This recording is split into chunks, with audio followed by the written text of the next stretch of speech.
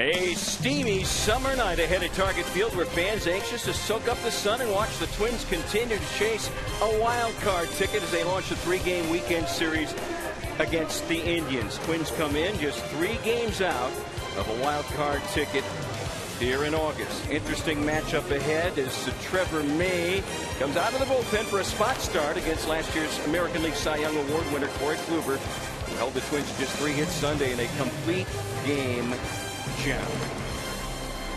Welcome to Twins Baseball on Fox Sports North. Last weekend, Cleveland crushed the Twins, outscoring them 34-15. And this weekend, the Twins look to return the favor as they take on the Tribe at Target Field. Let's set up this series. It will be an interesting one with Phil Hughes on the DL, Paul Molitor piecing together a starting pitching puzzle. He turns to reliever Trevor May tonight, Tyler Duffy tomorrow before Tommy Malone returns to the rotation Sunday. Interesting mix. More changes today on the Twins roster. Blaine Boyer placed on the 15-day DL.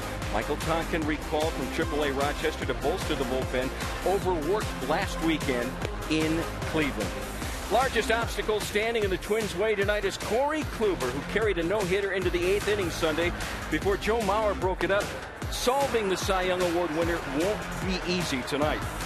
No Twins player has been hotter at home of late than Aaron Hicks. He's driven in 6 runs in his last 8 games, holds the Twins' highest average since the All-Star break. He's been great. Up next, Dick and Bert return to tell the Corey story and how the Twins might gain revenge on the Indians' ace, who strikes fear and strikes out his opponents.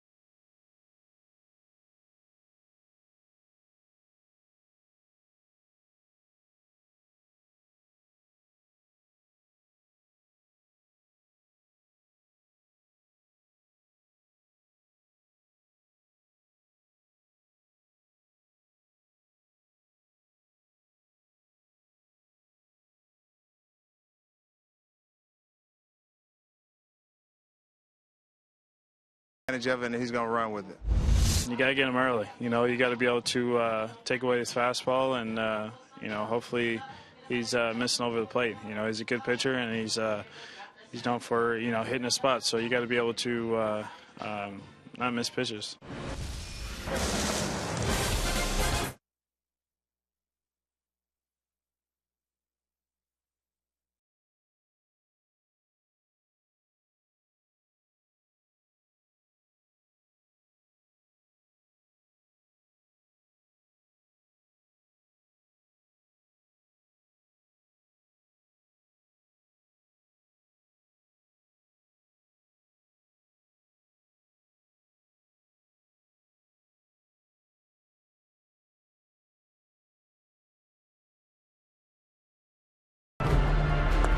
First trip through the order for Corey Kluber. Kluber's face the minimum.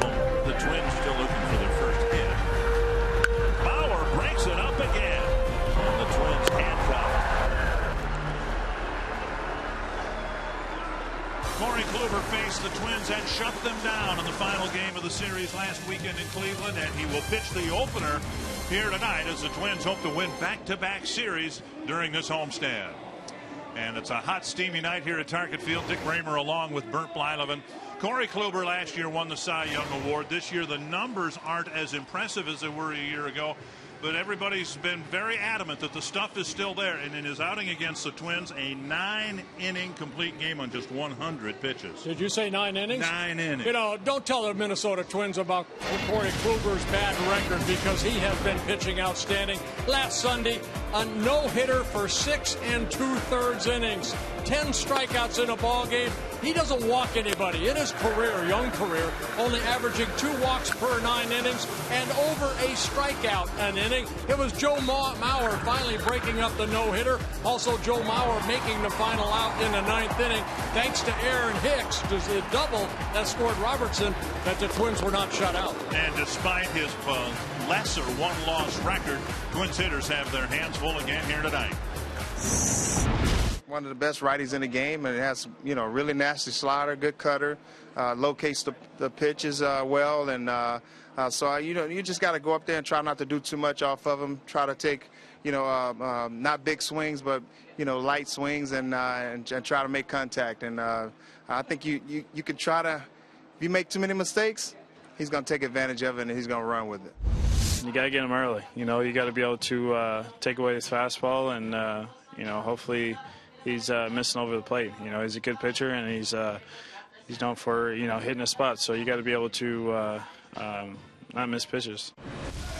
His mound opponent Trevor May pulled out of the bullpen to make a start in the series opener tonight against the Indians.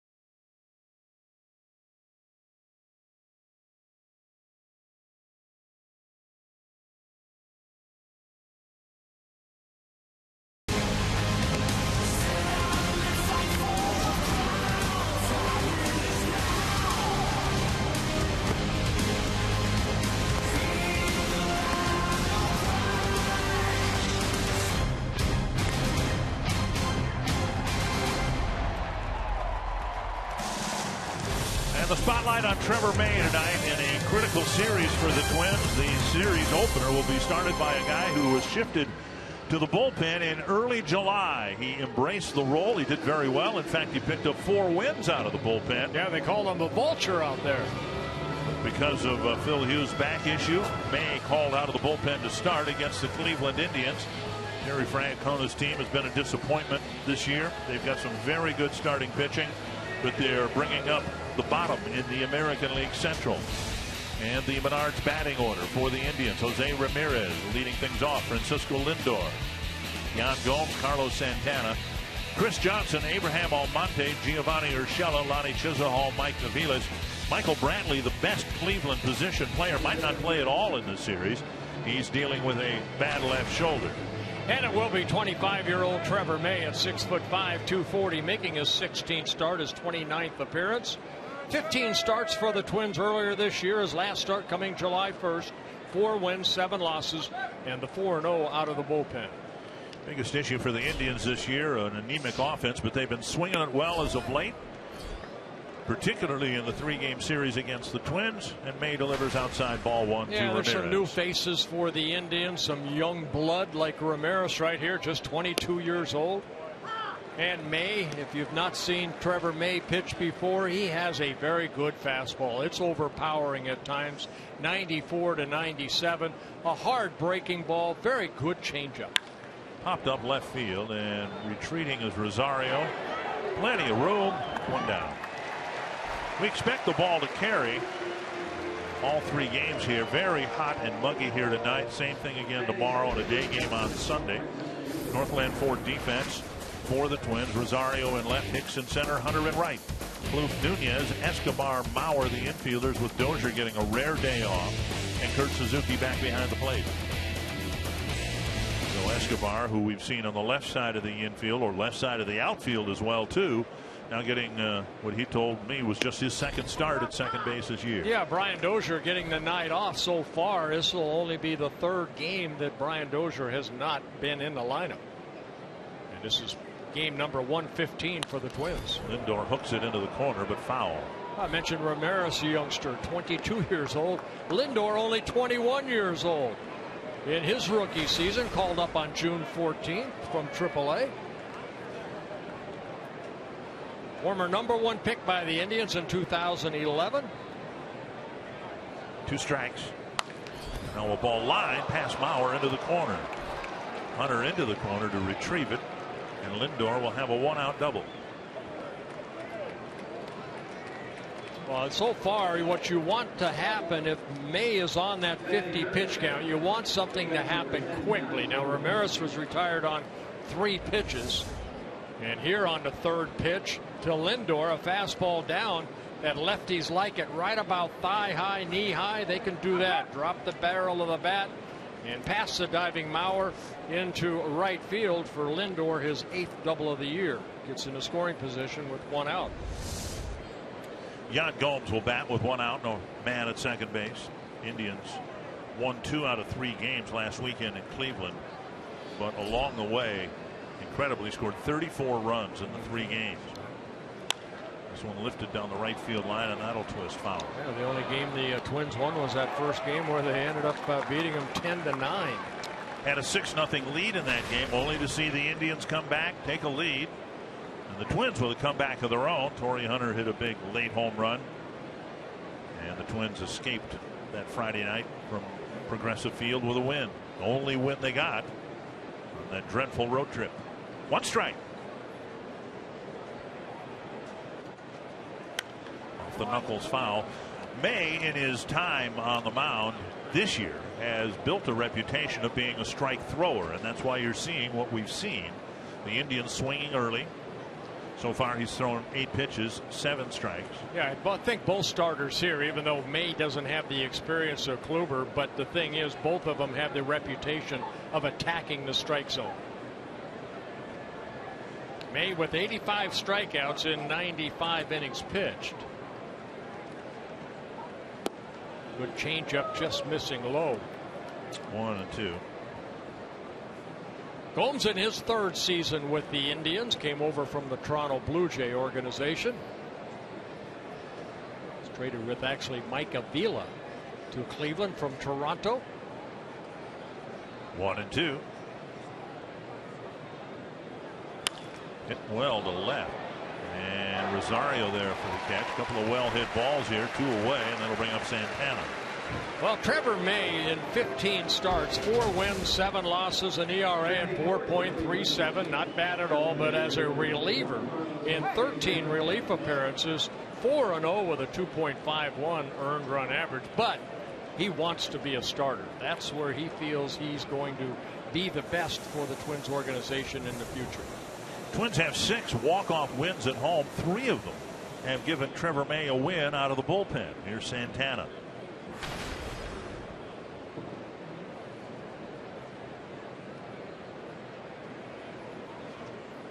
And there's a breaking ball over for a strike. Yeah, Carlos Santana in his 6th season with the Indians, a switch hitter, hitting only .220 as a left-handed hitter, but all 12 of his home runs have come from the left side of the plate.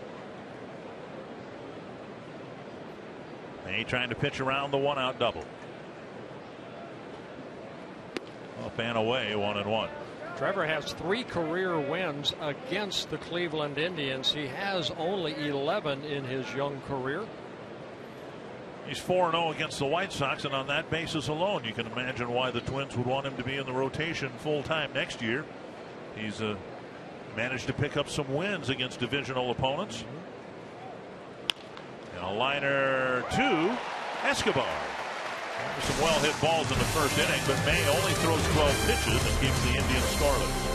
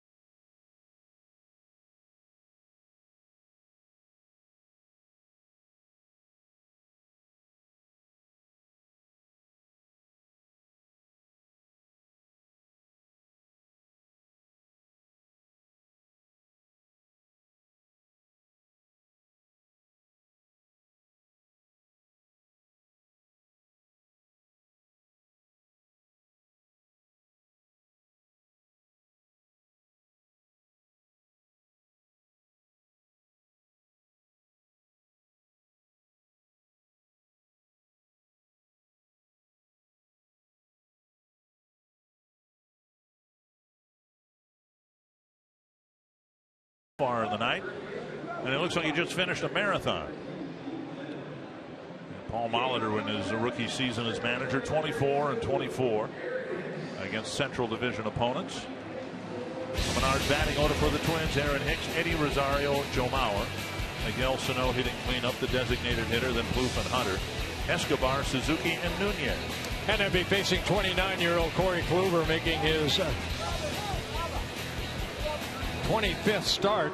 7 wins, 12 losses. 15 of his 24 starts have been quality starts, and we talked about it in the open. That complete game 8-1 win over the Twins. Had that no-hitter going into the 7th thanks to Joe Mauer's single, broke that up, but he ended up throwing that complete game. His 3rd complete game of the year. And Hicks takes up high, ball 1. Yeah, the Twins didn't get a hit until the 7th. Got just 3 in the entire game. In this day and age, when you throw a 9-inning complete game on just 100 pitches, that's maybe more than a no-hitter itself. Shows dominance and the ability to spot the ball where you want. This ball hit well to left center field. It's going to send Aviles back to the warning track. He hauls it in, 1 down.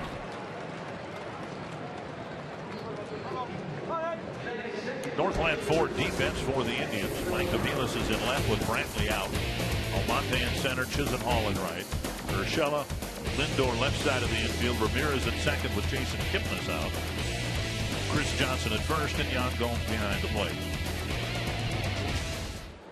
One down. Here's Eddie Rosario moving up to the second spot in the batting order. Yeah, Dick, you mentioned the 100 pitches. You know, and Kluber, one of those guys that will attack his strike zone extremely early. The guy that's leading the American complete games is Mark Burley, and no surprise, here's a guy just like Burley that just gets ahead. Strike one. Works both sides of the plate extremely well. Mostly, I'm going to guess 85% of his pitches are outer half of the plate. He doesn't come in that much. But when he does, he comes in for a purpose, but his strength is down and away. And Rosario pops it foul. Paul Molitor saying before the game today that he expected his hitters to have a different approach than they had Sunday in Cleveland. And it varies from hitter to hitter, of course, but Paul said, you know, come back with the same approach, you're going to end up with the same results. You need to do something, move up in the box, do something different. When you're facing a pitcher of Kluber's caliber, this one looped to left.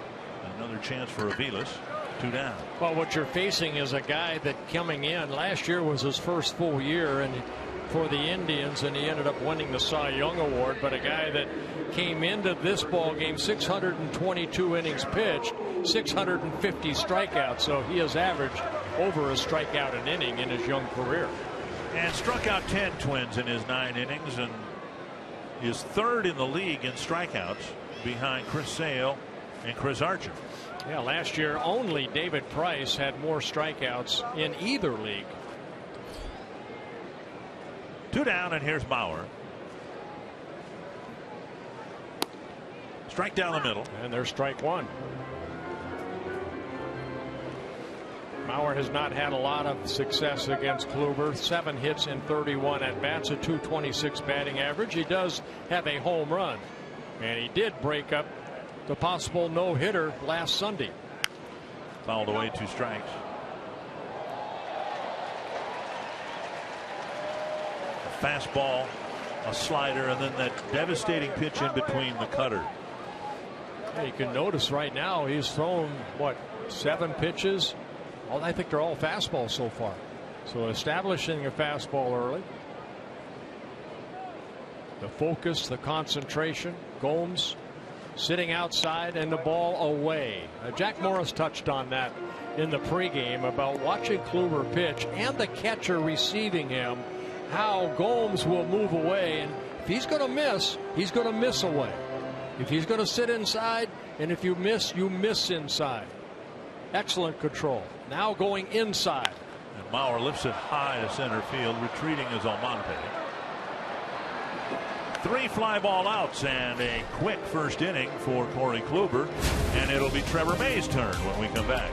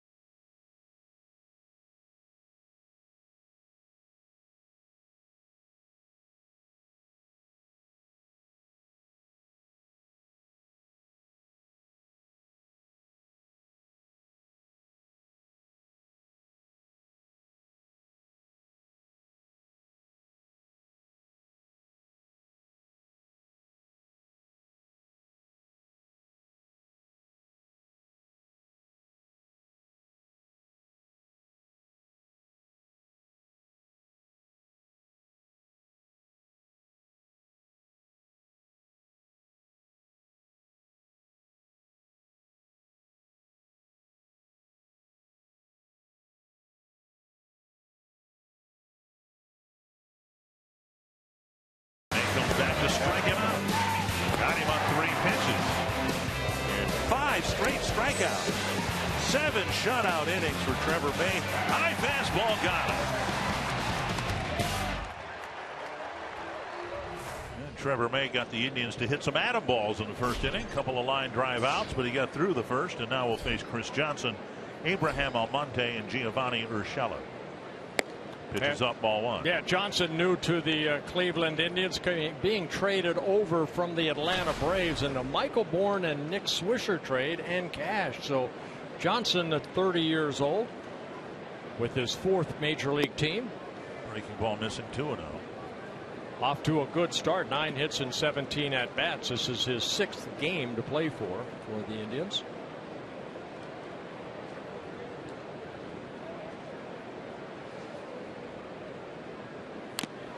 Fouled away after the series in Cleveland that the Twins played. The Indians had the Yankees in for 3, and they came close to sweeping the Yankees in a 3-game series. And the Twins had a chance, of course, to sweep the Rangers. Didn't get it done, and they need to follow the Rangers series up with a good one, winning at least 2 games here against the Indians. Yeah, you mentioned the other day, Dick, good point. Just win series. Good changeup right there. Johnson swings through. Johnson from a baseball family, the son of former major league player Ron Johnson, who played for the Royals and the Expos in the early 80s. Changeup that May features. Johnson way out in front. 2-2. Crack foul. Well, you see what that changeup does, because he came in with that fastball at 95, and Johnson a little late and hit it foul over the Twins dugout. Trevor May is leading all American League rookie pitchers with 8 wins. 4 as a starter, 4 as a reliever. Trying to pick up as implausible as it might be. Win number 9, and another changeup gets a strikeout, 1 down. In a great location. That'll bring up Abraham Almonte, who didn't waste his first impression with the Indians. He had a great first couple games. And he, like Johnson, just traded over on July 31st. Sent down to the minor leagues, called up about 8 days later, and had quite a series in Cleveland. 5 for 9, a couple home runs. And the Twins kept feeding him fastballs, and May starts him with an off-speed pitch and a called strike. Yeah, Monte has played for the Mariners, the Padres. That's where he came from, the San Diego Padres in that trade. Good changeup right there. 0-2 quickly. Indians ended up trading Mark Chinsky to the Padres.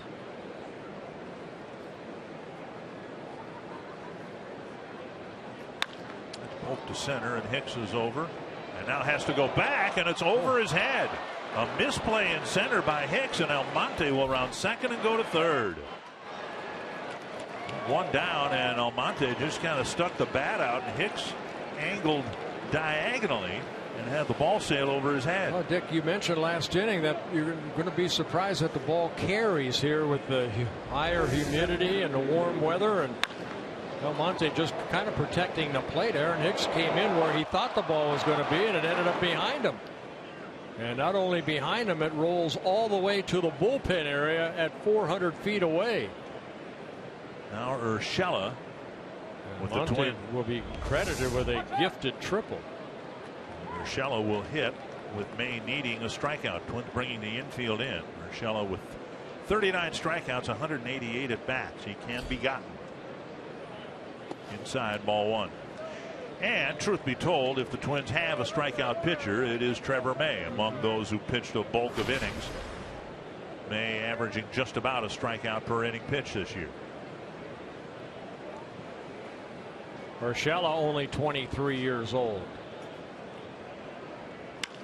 Blasted to left center field. That ball's going to carry to the bullpen, and it's 2-0 Cleveland.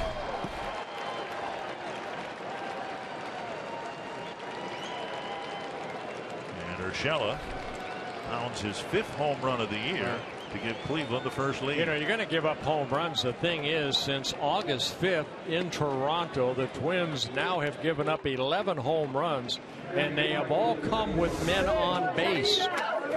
That's the 7th 2-run home run allowed in the 11 given up another 2 or 3 run home run and 2 grand slam home runs. I always say the solo home runs won't beat you, but the ones with men on, they hurt. There's Chisenhall. Their last 9 ball games, 11 home runs allowed by the pitching staff. And you can see the 2 grand slams, 3 run home runs, those hurt. 1-1. Well, we talk about crooked numbers, but boy, they're crooked numbers right away. Those home runs with men on base. For Urshela, that's his 5th home run of the year. The discussion after the road trip, a 1-6 road trip, was that first the Toronto hitters and then the Cleveland hitters felt very comfortable at the plate, or at least it appeared that way. And I don't know that you heard it so much after the Toronto series, even though the Blue Jays can bash with anybody, the top scoring lineup in the game. But I think, you know, what the Twins saw in Cleveland was, I know Jack Morris made the comment, you know, you give up that many runs, and it wasn't a bunch of walks, it was doubles and home runs and all that. You give up that many runs, and clearly the hitters are standing in the box with a high comfort level. A lot of times we'll see in today's game where a guy will try to brush somebody back and then go away. I think back when Jack pitched, and maybe when I did, you went in there again to just show that, hey, both sides of the plate are mine. Now you have to guess which one I'm going after. But you know, most of the pitches like that right there are pitches where hitters lean out over the plate, and that's a pretty good breaking ball. But Chisenhall picks up the 3rd straight hit. 5th well hit ball here in the early going against Trevor May. Last night a special moment, not for just the Aviles family, but for people in general. Mike Aviles' 4-year-old daughter, one of them there, is dealing with leukemia, diagnosed in May. And Mike had Adriana throw the first pitch. She wanted to go all the way back to the mound, but she got it there in a very touching moment. This young lady with the heart of a lion. And we wish Mike and his family the very, very best. We really do. That was her twin sister there with her. So yeah, sometimes baseball, we look at the numbers so much, and then you forget that that is life right there. Here is Aviles with 1 strike. And our prayers are with the family. He hasn't gotten much hit on the ground, and now Chisenhall takes off. Suzuki's throw. Not in time. Head first slide by Chisenhall and a steal of second base. Well, Suzuki's had a tough time this year throwing out potential base runners, and Chisenhall got a very good jump off of May. You see, by the time Suzuki got the ball, Chisenhall was halfway there. Good strong throw. A quick tag by Escobar, but Chisenhall able to get that left hand on the bag and steals his 2nd base of the year. Twins pause for a moment to take a look at it. Obviously decided not to challenge. Now 1-1 to Aviles. He'll get a chance to play some left field in the absence of Michael Brantley. He's got a left shoulder problem. On to short center. Hicks is going to try to get to that ball, but won't. And they're going to hold the runner at 3rd. So line drives, base hits, extra base hits, and now a flare into center, the 4th straight Cleveland hit. They got just jammed right there, and now 4 straight hits. And tough news today for John Farrell, former teammate of yours and guy who's been wonderful with the media. Just a good guy. John Farrell diagnosed with stage 1 lymphoma on Monday. He made the announcement today.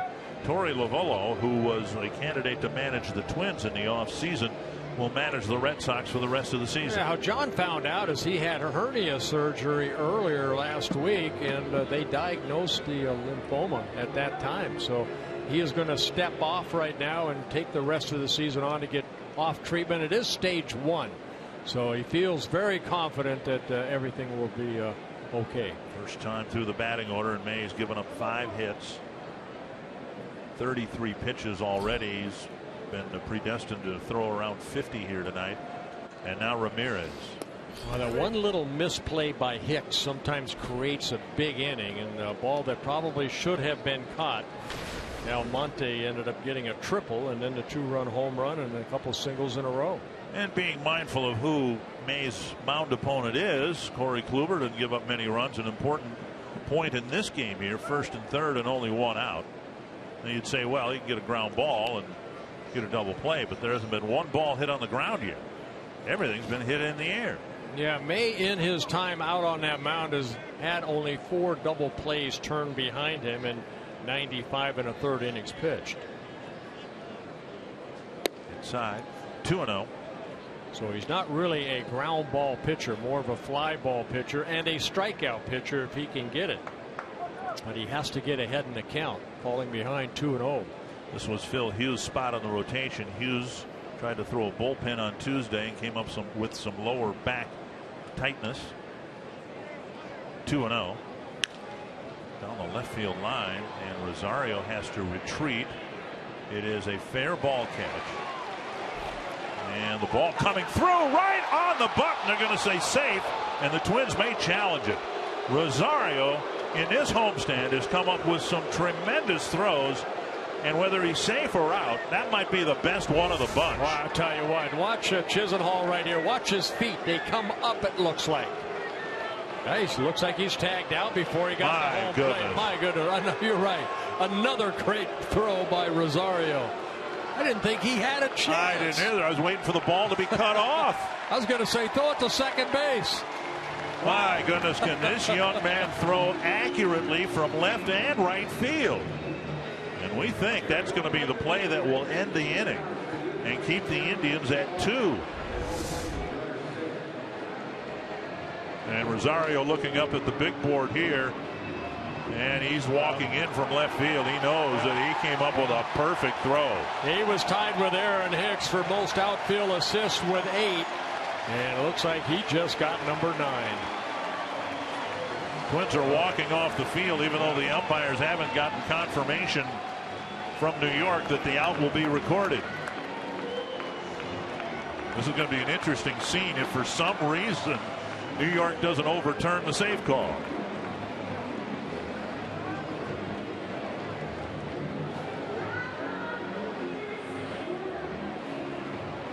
And in that instance, you could see Suzuki still preserving a sliding lane there, actually behind the plate, catching the throw and dropping the tag right before Chisenhall's foot reached the plate.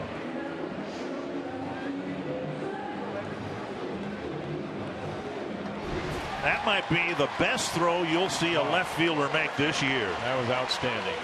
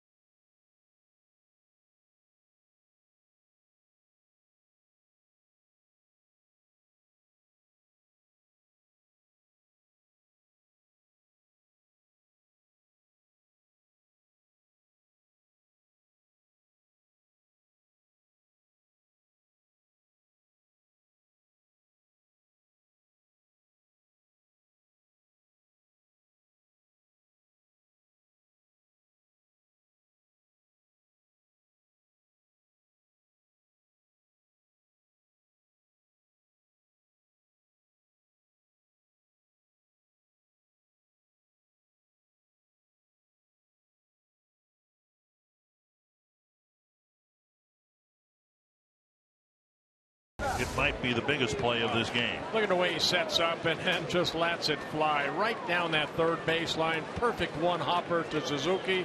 A quick tag of Chisenhall. And the Twins are out of that second inning, only allowing 2 runs. Sano, Plouffe, and Hunter will hit against Corey Kluber, now pitching with a 2-0 lead. Up and in, ball 1.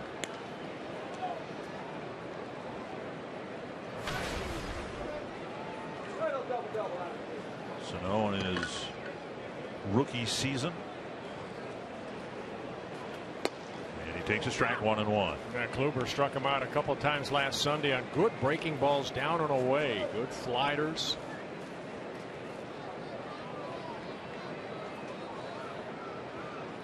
One and one. And there's one right there. That's that nasty pitch right there. Must have very tight rotation on it for a hitter to sometimes take the swings they do off of them.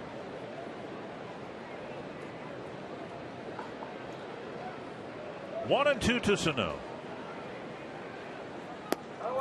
2-2.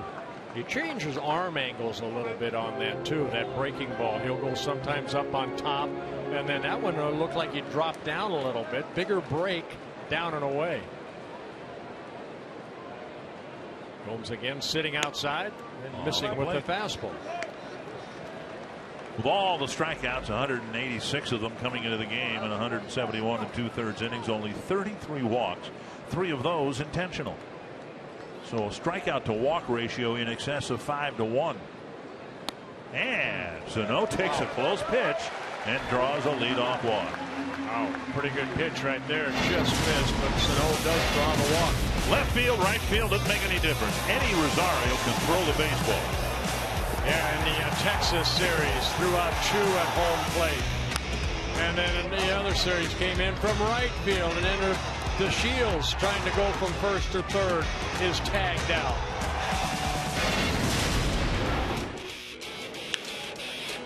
And you can see that was a medium deep fly ball down the line, and it's just a perfect throw. Couldn't have been any place else, and recorded an out. Here's Plouffe. Squibb towards second. Ramirez to Lindor over to Johnson, and right after the walk on the very next pitch, Kluber gets a ground ball double play. Kluber kind of let that ball go. He was kind of going after it, and he thought, you know, it's not hit hard enough. I got a pretty good double play combination up the middle. And Ramirez over quickly to Lindor. Watch this. Watch. He thought about it. Okay. Nice double play. You can feel it sometimes as a pitcher as that ball comes by you. Get away. Get away. Don't reach out for it. Don't knock it down. But I'll bet you talk to pitchers now, and they have to be more aware of the infield shifts behind them to know where the second baseman, shortstop, third baseman are at any given time. Here's Hunter. Didn't start against Kluber in Cleveland. For that matter, neither did Kurt Suzuki. Tonight's Cold Hard Facts brought to you by Clean, Crisp Coors Light. Torrey Hunter has the highest slugging percentage against an opponent in a single season. Indians so far have really borne the brunt of Torrey's slugging in Cleveland. The first time he had just a fantastic series, and of course had the big home run in the one win a week ago tonight. Yeah, so far you see the 7 games, hitting 429, 4 home runs, 4 of his 18 home runs, and 12 of his 60 runs batted in. 2 strikes to Hunter with 2 gone in the second. Pope weakly to right, and coming in as the right fielder Chisenhall. Twins get a base runner on a Sano walk, but another quick inning for Kluber.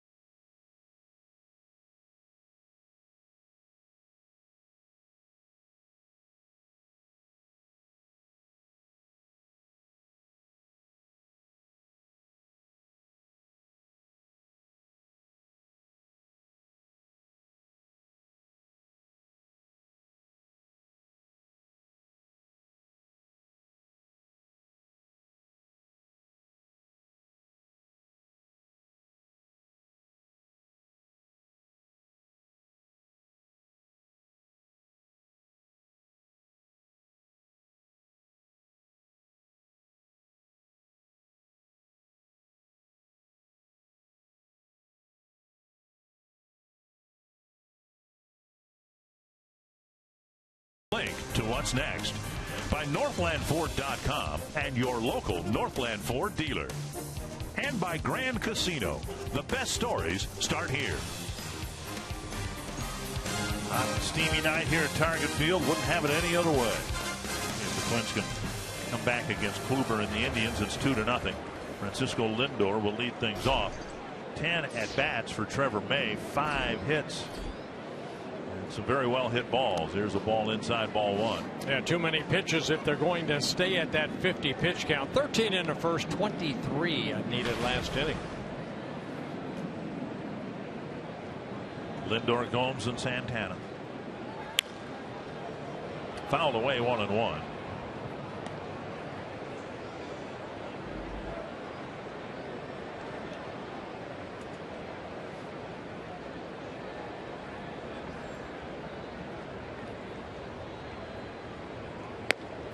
Up high, 2-1. A lot of things to play for yet this year. But if you look forward to next season, it's hard to come up with a scenario where Trevor May isn't a part of the rotation. If he stays healthy, it figures he'll be in there. There's a liner backhanded by Escobar. Another line drive out, 1 away. Yeah, second base umpire Ben May calling it right away that Escobar caught it before it hit the turf. Time now for you to tweet your strongest fan photo. You can use hashtag NorthDataStrongFan, and you just might see yourself in an upcoming broadcast brought to you by T-Mobile. You know, I haven't seen Lindor before. I watched him on TV, but you watch those first 2 at-bats. Both of those pitches were down, and he had very good swings at both those. So as a pitcher, I'm going to try to go up the ladder with him or go underneath that swing. There's Gomes. He lined out to Rosario his first time up. Strike 1. 1-game final this afternoon. The Cubs beat the White Sox 6-5. Cubs now have won 8 straight games. Breaking ball missing. Blue Jays are leading the Yankees 3-0. Blue Jays hoping to expand their lead in the East and make it a 12-game winning streak tonight. Yeah. Couple teams that are hot, the Jays and the Cubs. Sky to center, and Hicks hardly has to move. 2 down. And that'll bring up Santana. Toronto starts the game with a half-game lead over the Yankees. And the Twins start the day 3 games behind the Yankees in the wild card standings.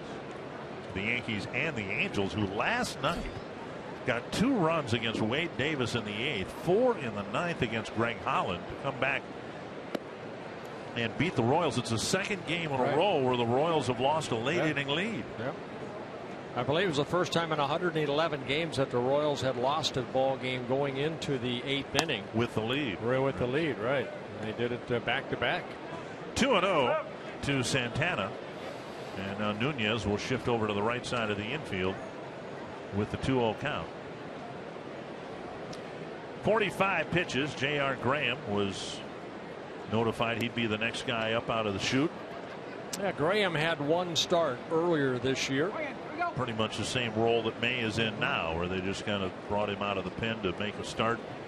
Didn't have any illusions of him going 5 innings or anything like that. And actually Graham pitched very well that back on June 6th against the Brewers here. 4 innings, only 1 run allowed. 3-1 now to Santana.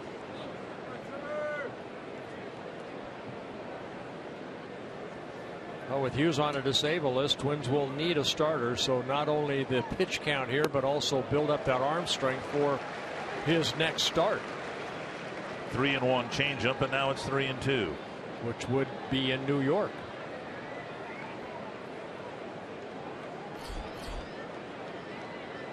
Johnson in the on-deck circle. May trying to make sure he leads off the 4th inning. And he got him. Burned a fastball at the knees. And a 1-2-3 third for Trevor May.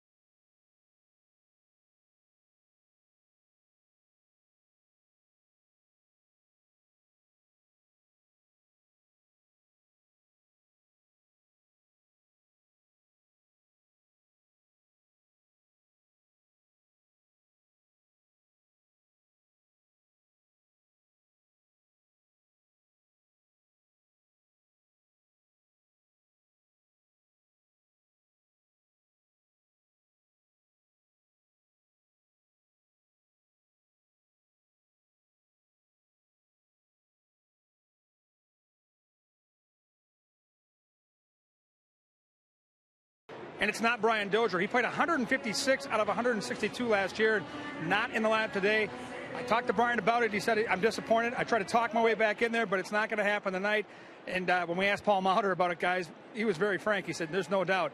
He wanted in. He came into my office and begged his way back out there, but I had to give him the day off. Looking at the schedule, not a lot of off days, 2 long road trips, and we're hoping to be playing meaningful baseball here in the final month and a half. He forced Brian Dozier out. Maybe, just maybe, there's a window for a late clutch at bat, maybe off the bench to help the Twins if they need to rally here tonight. But Brian Dozier, just almost strange, guys, to see a Twins game with him not out there. And there is this. Thank you, Kevin. Dozier's 3 for 28 against Kluber, so that was a factor as well. Yeah.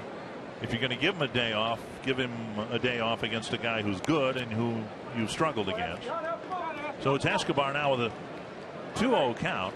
Twins got a leadoff walk on the second, but the base running didn't last very long. On the next pitch, Kluber got a ground ball double play. There have been a lot of Twin batters that don't have good numbers against Kluber. Escobar just 2 hits and 15 at bats. He's tough. 18 wins last year. Won the Cy Young Award. 2.44 earned run average. Back to Kluber. He'll make the play here. Underhanding it to Johnson. 1 down. And before the game today, even though he wasn't in the lineup, a very nice honor for Brian Dozier. He was awarded the Heart and Hustle Award. Yeah, second year in a row. It's presented by Major League Baseball Players Alumni Association. There's Tom Kelly right there that presenting him, and Jeff Hickson for the Players Association, Alumni Association. They do that at every ballpark. Alumni players vote on who they feel is the heart and the soul and the hustle, determination, and Dozier's won it 2 straight years. So congratulations to Brian. A lot of the former Twins players and retired players in the area were here this afternoon before the game started. I saw Frank Quillisi, Julio Becerra. Phil Roof, of course, is here. Swing and a miss, Kurt Suzuki. Scott Leyes was here. Suzuki again did not start against Kluber Sunday in Cleveland. Nick Stigman. Tap foul. And Kathy Viola was here representing Frank. Frank is managing in Las Vegas for the AAA affiliate for the New York Mets. Viola is, well, not Frank. Of course, he's a AAA pitching coach for the Mets, but Viola spent a lot of time in Minnesota. Kathy from the Twin Cities area. 2 strikes to Suzuki. Chopper headed up the middle, charged by Lindor, and he fires across. A little stretch at first by Johnson, 2 down. That'll bring up Nunez. Twins take on the White Sox September 1st through the 3rd here at Target Field. Tuesday features the U.S. Bank Value Pack. You can purchase a U.S. Bank Home Run Porch View ticket, receive a free Schweigert hot dog and Pepsi. Wednesday is Student Day, presented by Rasmussen College. Standing room tickets are just $5 for students, and they include a free ride on Metro Transit. Call 800-33-TWINS. Visit twinsbaseball.com and get your tickets. In Cleveland on Sunday, Kluber had a perfect first trip through the batting order. Inside ball 1. It's not going to be a perfect trip with the walk to Sano, but nearly perfect if he can get Nunez.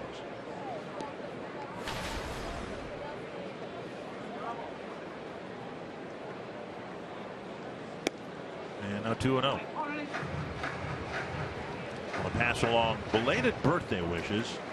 Irma DeYoung turned 85 yesterday from Sibley, Iowa, out in northwest Iowa, very much in Twins territory. Crack foul. Irma, congratulations. Happy birthday to you. A little bit west of Ocheyedan, Iowa, where generations ago the old Bramer family farm was. In Ocheyedan, Iowa. Right? Yeah, outside of Ocheyedan, Iowa. So you were a farmer? No, I said generations ago. Oh. Generations ago. Well, you're a generation. You're a couple. Yeah. We're talking like more than 100 years ago. Oh, wow. To short right, charged by Chisenhall. You're not that old. Sometimes I feel quite a bit older. 1, 2, 3, third inning.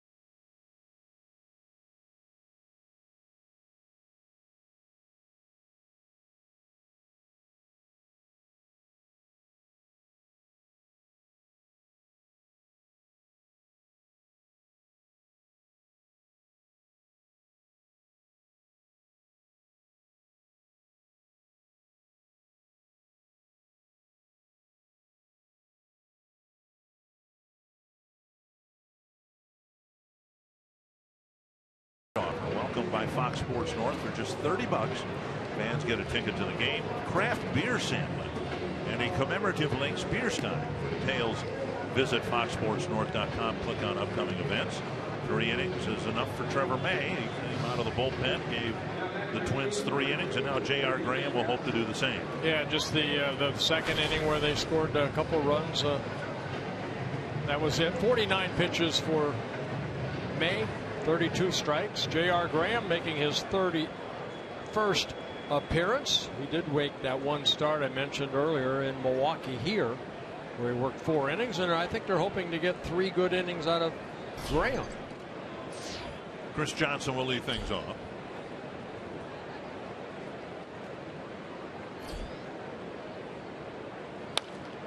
That's down the line, just foul. Johnson nearly bounded one over the bag. Johnson struck out his first time up. While the Twins are patching this game together with relievers, May, Barrios, or excuse me, Graham. Jose Barrios is pitching a no-hitter for Rochester through 6 innings. He's just hit 1 batter against the AAA team for the New York Yankees. Yeah, his name was mentioned as far as maybe a call-up for tomorrow's start, but Tyler Duffy's going to get his 2nd major league start. He's pulled foul down the left field line. Johnson using both sides of the field, both foul.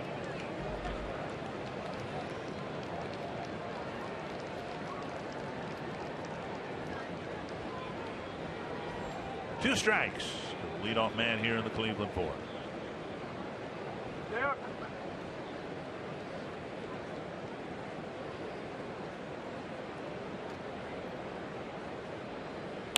And a little roller hits the mound and angles toward Escobar. 1 away.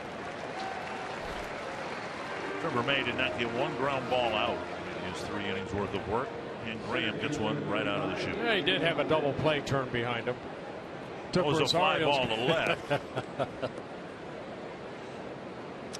I guess technically he had a double play turn behind and in front of him. Yes, he did. 1 away. Here's Abraham Almonte. He hit the liner to center. Hicks misjudged it and it sailed over his head. Fox Tracks presented by Jeep.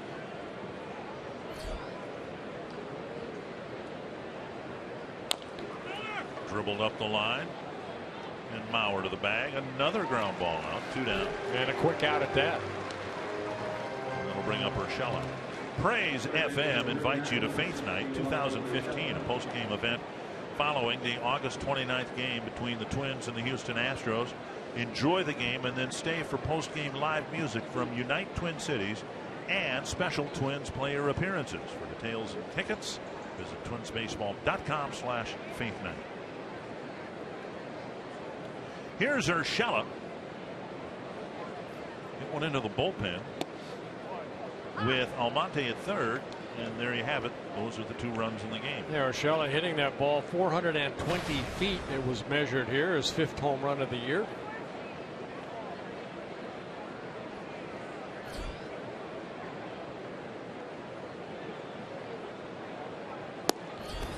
And Graham sticks a mid-90s fastball on the outside corner.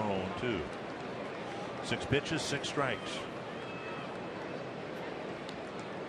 Urshela, 23 years old, signed by the Indians in 2009 as a free agent out of Columbia. Started the season in AAA. Called up in early June. And you're talking about the country. You're not talking about Columbia, Missouri, or Columbia, Maryland. The country, Columbia. Bolivia. Columbia. No, which is it? Bolivia is a country too. Well, it says he was born in Bolivia, Colombia, so there must be a town called Bolivia. Okay. Ground ball single up the middle. I'm going to have to take out. Well, I don't think you have a map for that, do you? You got a map for the neighboring states. I do not have one for Colombia. A map for the Latin American countries. Not a bad pitch. Well, just left over the plate, down, but you know, he hit it sharply right back up the middle. His 2nd hit.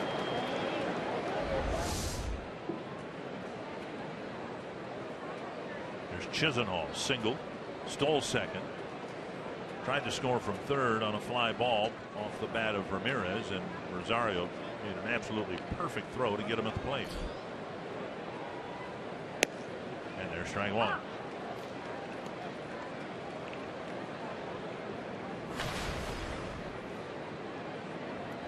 And the Twins shifting the infielders toward the pull side. Chisenhall used to be the third baseman. They pushed Chisenhall to the outfield to get a look at Urshela at third.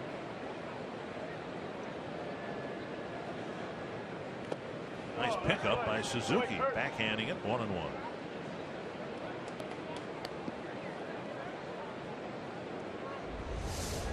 Going down and in, and Suzuki one-hopping it.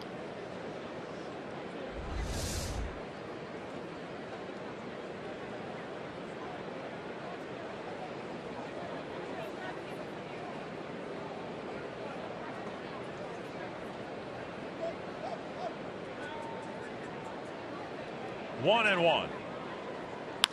Sliced foul, 1-2. Twins have won 2 of the first 3 series against Cleveland. Lead the season series 5-4. Losing the most recent series in Cleveland last weekend. I think Graham's handled his first year here with the Twins as a Rule 5 player. Done a pretty good job.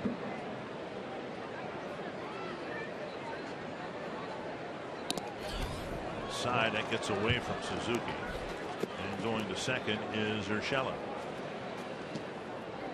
Looked like Suzuki got glove on it. I don't know if he was crossed up, but the ball just kind of sailed on him. Look at this pitch right here. He got his shin guard more than the glove itself. Should be a pass ball, I would think. Yeah, they end up calling it a wild pitch. Ball that I think Kurt said he should have at least knocked down. Chisenhall now with a 2-2 count and a runner in scoring position. Graham charged with his 4th wild pitch of the year. Chisenhall hacks it foul. Indians with all 6 hits in the game. Twins relying on first May, then Graham to keep the game within reach. Twins hope to get rid of Kluber at some point before the game is over, and either against him later or against the bullpen make up the 2-run deficit. Bounce towards short, backhanded, bobbled by Nunez. Everybody will be safe. Don't know that they would have been able to get Chisenhall anyway. It was a slowly hit grounder to the backhand side of the shortstop. Because Nunez also was playing up the middle, and that ball kind of squirted the other way. Yeah, it's a base hit. Urshela, watch him right here. He leaps over the ball. Now Nunez, he sees that ball, but in and out of his glove. And I don't know if even if he was able to throw that ball, Chisenhall still pretty good speed getting down that line. And the 7th hit of the ball game, and for Chisenhall, his 2nd. Number 9 batter Mike Aviles singled his last time up. Big spot here with the Twins already trailing 2-0. And Aviles takes inside ball 1. Yeah, Indians lower part of their lineup doing a good job here so far. Suzuki's going to take a stroll to the mound, a quick trip to the mound, bringing the baseball with him. Hitter number 6, 7, and 8, and 9 for the Indians have 6 of the 7 hits. Graham got the first 2 outs on 2 ground balls. Urshela hit a ground ball single up the middle. Chisenhall with an infield ground ball hit.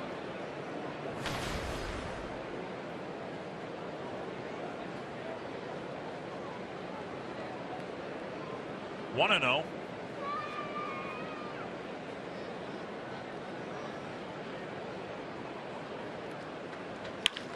And a base hit to left.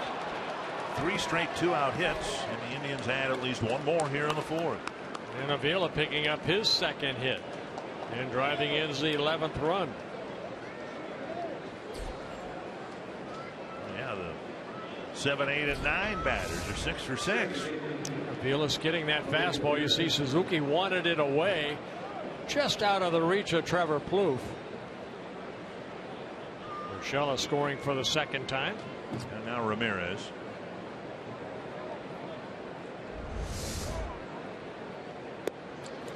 Ball one.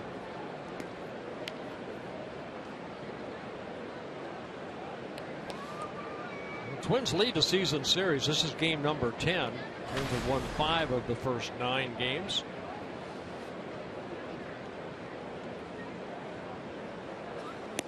Side now 2-0. Mentioned the Twins have a .500 record within the division. They're 9-4 against Chicago, 5-4 against the Indians, 5-8 against both Detroit and Kansas City. 2-0 to Ramirez. 3-0 with Lindor on deck. Graham struggling here, getting the third out of his presumed first inning of work. Already 19 pitches for Graham.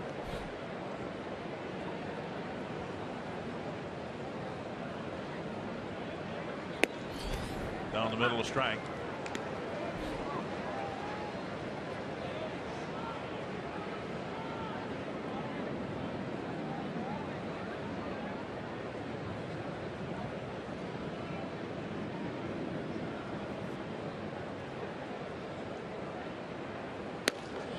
Walk will fill him up. They'll bring up Lindor, who has a double and a line out to Escobar. Neil Allen going to run to the mound to try to get Graham back in the strike zone.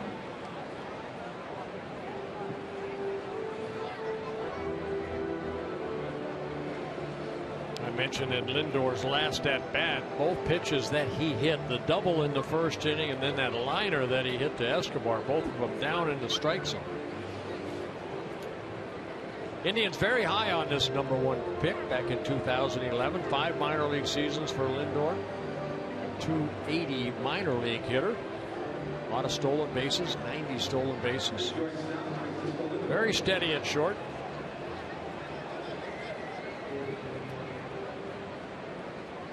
Already 3-0. And the Indians have a chance to break it open here. Lindor stung the ball twice already tonight.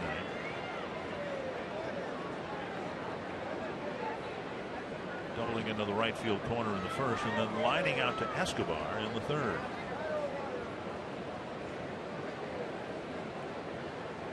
Down and in, ball one.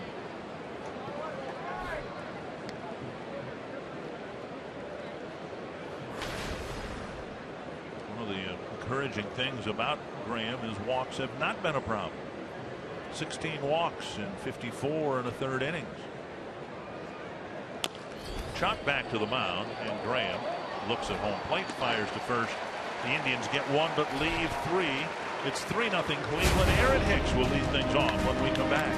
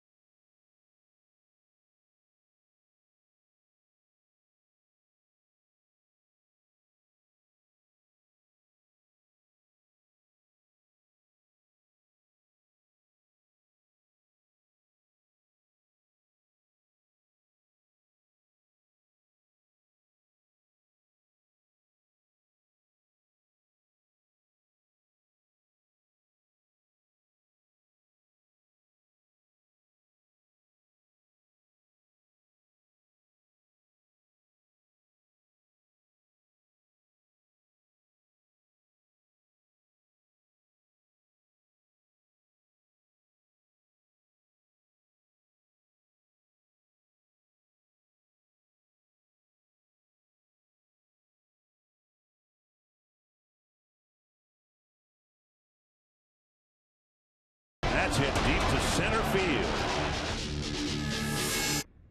Hicks lashes one toward the gap. A 4-hit night for Aaron Hicks.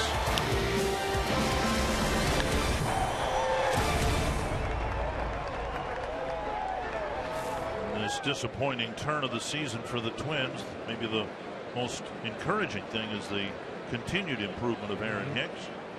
Yeah, hitting well from both sides of the plate. Of course, not as many bats from the right side, but hitting .257 coming into the ball game as a left-handed hitter. .290 overall. Hicks, Rosario, and Mauer to face Kluber, now pitching with a 3-0 lead.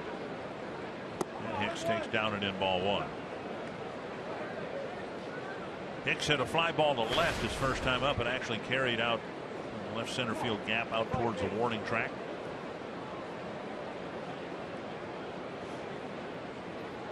Hicks squares to bunt, takes a strike. Now, there is this, for whatever it's worth. Kluber struck out 10 Twins in his 9 innings of work last Sunday. He does not have a strikeout yet. The Twins have put the ball in play. They just haven't made real good contact yet. But I would think that if you can put the ball in play against this guy, you've solved part of the battle anyway. Yeah, and he has not pitched really that well on the road this year. 12 starts, 2 wins, 6 losses, an ERA just over 4. Where in Cleveland, he has an ERA at 2.78. 3-1. So he has struggled a little bit on the road. Indians are a strikeout staff. They've got 4 starters in the top 8 in the American League in strikeouts. So it's not just Kluber, it's Carrasco, Bauer, Salazar. Yep. On the ground, 3 hops to second. Ramirez with an easy play, 1 down. And that'll bring up Eddie Rosario. Carsoup.com trivia. Which pitcher holds the record for the most losses in a season following a Cy Young Award season?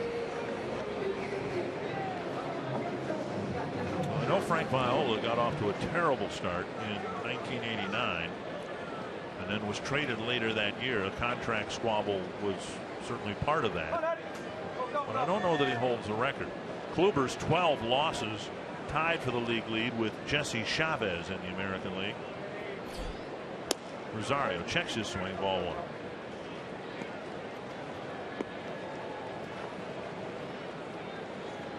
Rosario with a fly ball to left his first time up.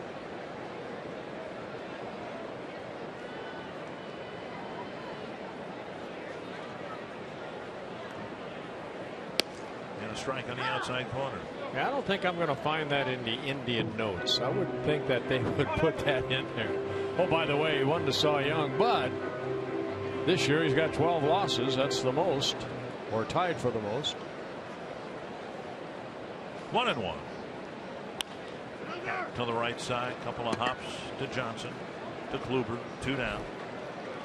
And Sunday the Twins didn't get hit against Kluber until the 7th inning, and it came off the bat of Mauer, who will hit now in the 4th. 6 ground ball outs, 5 fly ball outs. The only blemish, the walk to Sano to lead off the 2nd inning.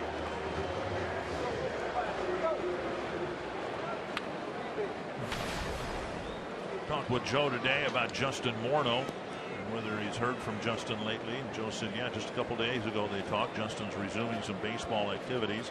Still hopes to return this year for the Rockies.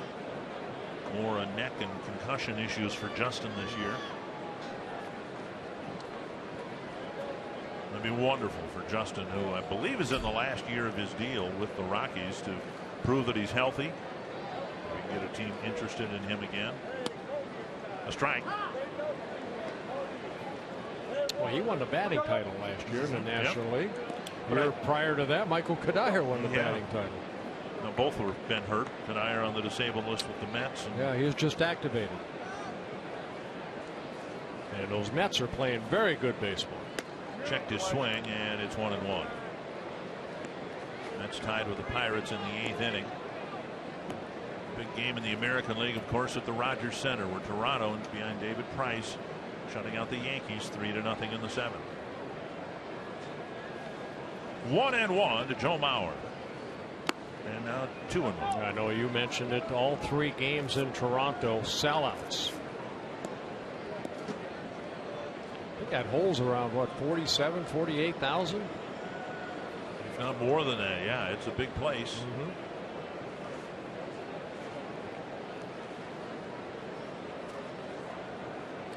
And yet it was just over a week ago, and the Twins had a better record than the Blue Jays.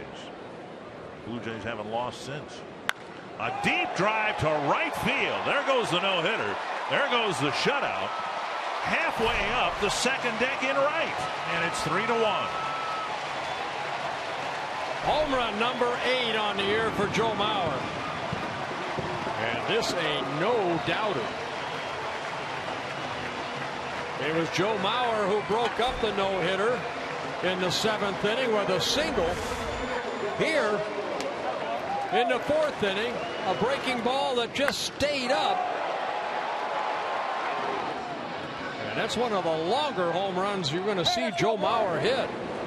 That was fun to watch. I can only imagine what it would be like to hit one that hard. And you know from the point of contact that it's gone. Well, it's got to feel great. Did you ever hit anything? No, I only gave him up.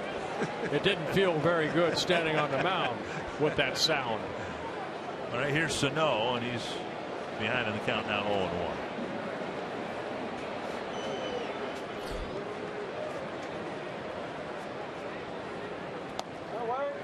And called strike 0-2. Home run number 8 on the year for Joe Mauer. His last one coming on Saturday in Cleveland against Trevor Bauer.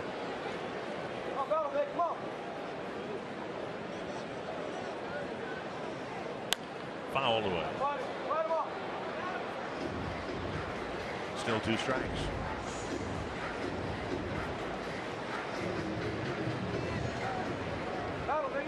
Twins on the board, getting the run back that the Indians got in the top of the 4th.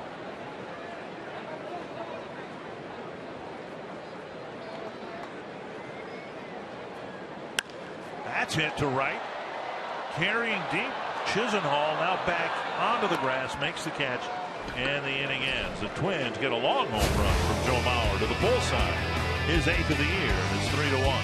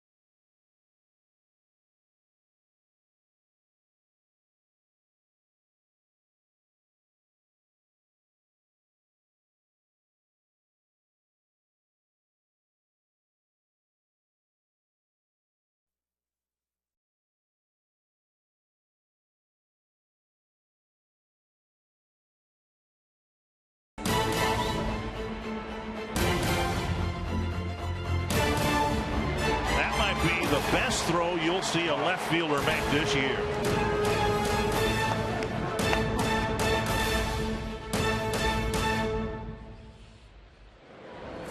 A 3-1 ball game. And J.R. Graham hoping for an easier time of it in the 5th. He gave up a run and left the bases full. First pitch eye high to Gomes. Yeah, 23 pitches, only 14 strikes for J.R. Graham. Gave up 3 hits, a and a walk, but Indians only scored 1 run.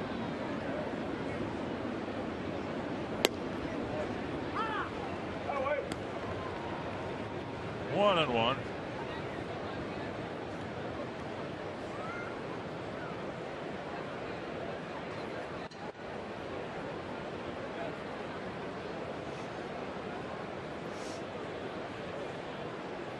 Swing and a miss, 1 and 2.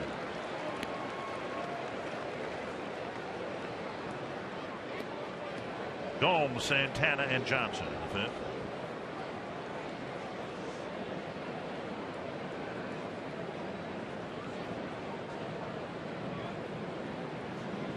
With a liner to left and a fly ball to center.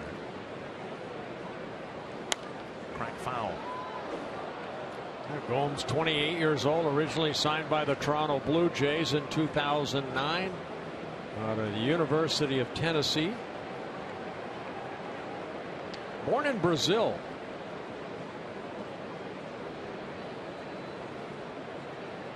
Another baseball hotspot. Colombia, Brazil. Yeah. 1 and 2. And the ball fouled back. It just shows, you know, I mean, the game is being played worldwide now. So many teams in Europe. I know, you know, with being the pitching coach for the Dutch team, they are getting better and better. More and more kids are starting to develop and get to the big leagues. It's just a matter of time, maybe as soon as next year. Max Kepler is going to get to the big leagues. He's having a phenomenal year at Double-A, Chattanooga. Swing and a miss. Graham gets a strikeout. Good breaking ball, good location. Kepler hitting .330, 12 triples, 7 home runs, an outfield first baseman, and he'll get here before too long.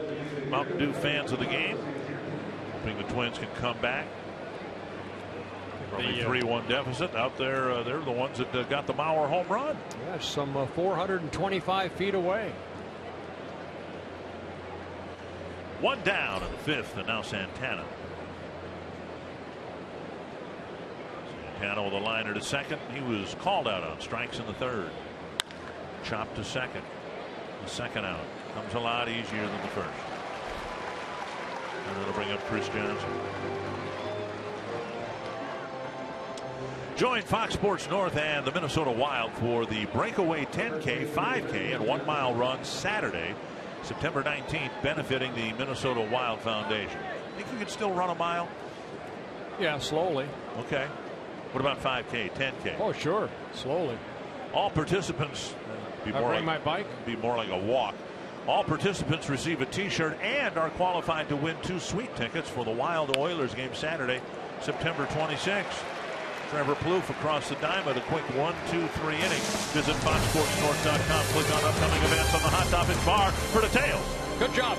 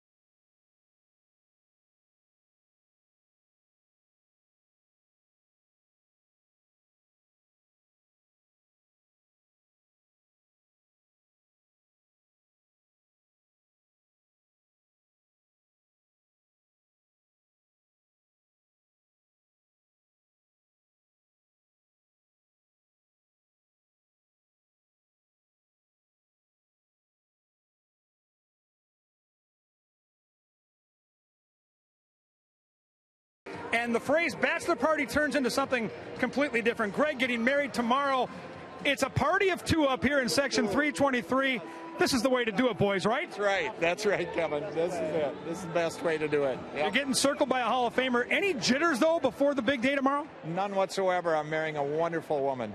And you're doing so with 100 scratch-off tickets from the Minnesota State Lottery. Guys, I'm up at a bachelor party during a Twins game. You got to love this. I think you should join in and make it a threesome.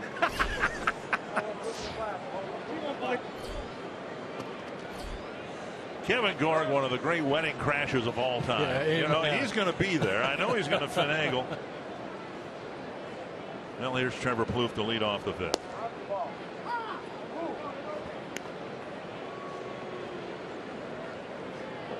Plouffe hit into the double play in the second inning after Sano led off the inning with a walk. One strike to Plouffe. And now a breaking ball over for strike two.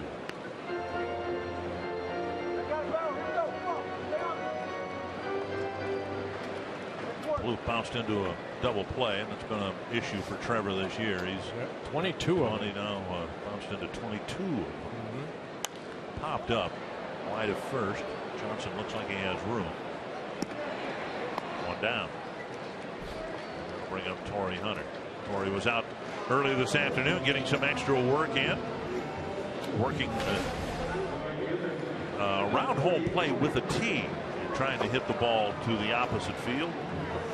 See hitters do that from time to time when they feel like maybe they're getting a little pull conscious, want to keep that front shoulder in.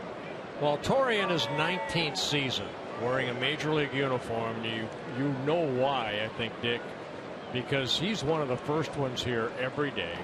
You see him stretching, you see him running, you always see him doing something baseball wise. Inside ball one. He is dedicated. He is dedicated not only to, hopefully finish this season strong, but I wouldn't be surprised if he wants to continue his career. I think he does. He's hinted at that anyway, but of course a lot of that depends on what the numbers are in the second half. 1-1. Off to a slow start in the second half.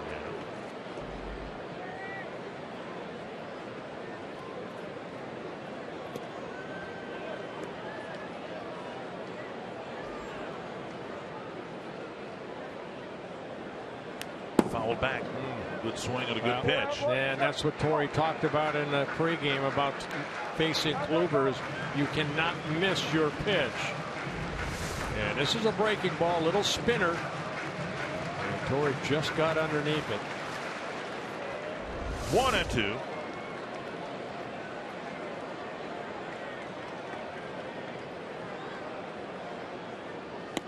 And a strikeout. Torrey wincing.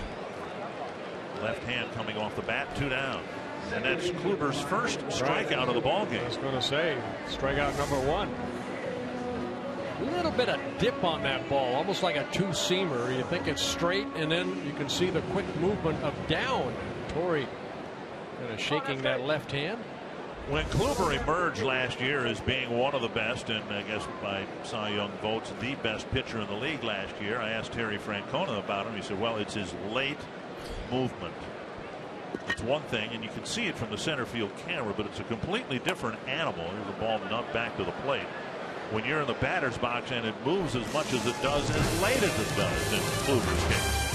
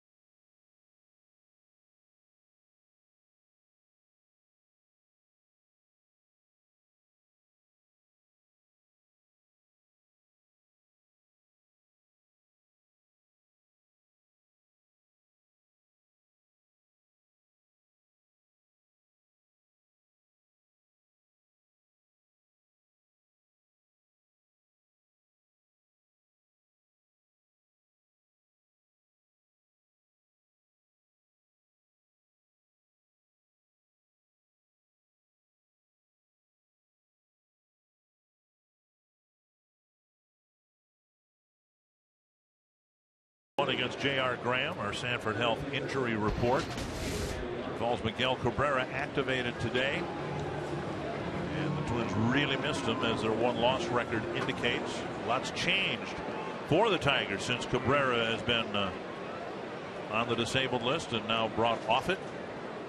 Still has a chance to win a batting title. He's got a lot of work, a lot of at-bats, plate appearances to make up. You need 502 by the end of the season to qualify for a batting championship. Abraham Almonte.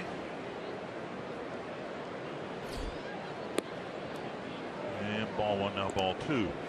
Almonte, Urshela, and Chisenhall in the Cleveland sixth. Yeah, J.R. Graham had a good fifth inning, a 1-2-3 inning. All 5 outs that he's recorded along with a strikeout have been ground ball outs. It's hit to left center field. It'll be chased by Rosario, and he won't get there. Bounces over the wall for an apparent ground rule double.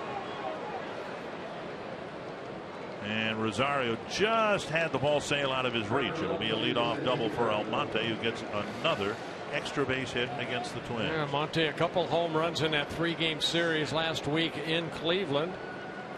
Tripled off the misjudged fly ball to Aaron Hicks, and here a double, his 4th double. Rosario looked like he took a good angle on this ball. Just had it sail out of his reach. Didn't miss it by much. Now Urshela, who has a home run, a single, 2 runs scored, 2 runs batted in. Check swing and a foul, and that really stung Kurt Suzuki.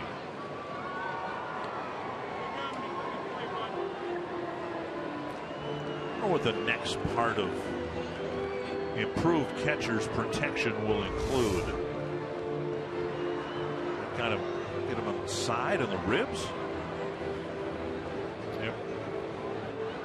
You know, all the catcher's equipment is designed to protect on a direct line from the mound, but you see plays like that, the ball hits the bat and deflects from a funny angle, and the catcher is completely exposed. You know, and you throw a ball like Graham can at 94, 95, and then it comes off that bat even quicker. Their arms are always exposed, fingers. On the outside corner, 2 strikes. And look at where the catchers get hit, and you sometimes look at the chest protector and wonder if it's not too small. Remember the American League umpires had that big balloon? They didn't have to throw to second base. Well, we'll just have to eliminate stolen bases if that happens. But seriously, you would think a catcher could wear like a quarterback flak jacket inside his uniform. It's come a long way from, you know, it used to be. A hard breaking ball right there, and Graham picks up his 2nd strikeout. So a big strikeout with a leadoff double at second base. Down, and now Chisenhall. Slider that just kind of spun, but swung through.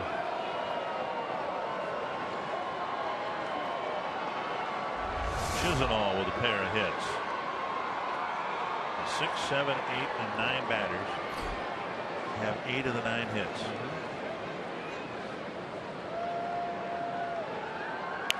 Sliced foul. Chisenhall with 2 singles, a stolen base. It was Chisenhall who was thrown out on the great throw from Rosario down the left field line. Yeah, Chisenhall's have been a lot like Mike Moustakas of the Kansas City Royals. #1 picks that are given so many chances up here. The Indians just hoping maybe a change of position might get him going. Good numbers in the minor leagues throughout his career, but it seems since 2011 it's always up and down between AAA and the big leagues. This year started the season with the Indians, optioned out in middle of June, then recalled just before the trading deadline on July 30th. Missing inside. We're talking about Moustakas, who was almost, what, 2,000 at-bats before he, you know, finally, say word get it, but was more consistent. Graham trying to finish his 3rd inning of work. Michael Tonkin, just recalled, is warming up now. He apparently will pitch next, hopefully in the 7th inning. Blaine Boyer put on a disabled list today. It's a little short base hit to center, and Hicks will come up firing. And it's cut off by Plouffe. And a 1-out single by Chisenhall, his 3rd hit of the ball game, driving in a run, and it's 4-1. He didn't hit it very well, but soft enough into center field. Almonte at second base got a pretty good read right here, and with his speed, he kind of turns, and you can see him take off right there. Hicks had no chance. He knew that ball wasn't hit very well. He saw where Hicks was playing at deep center field, and he scores the 4th run of the game. And Aviles, who singled sharply against Graham in the 4th inning, will hit against Tonkin in the 6th inning. Graham comes out, and the Twins trying to keep this a 4-1 ball game. They've been out hit 10-1.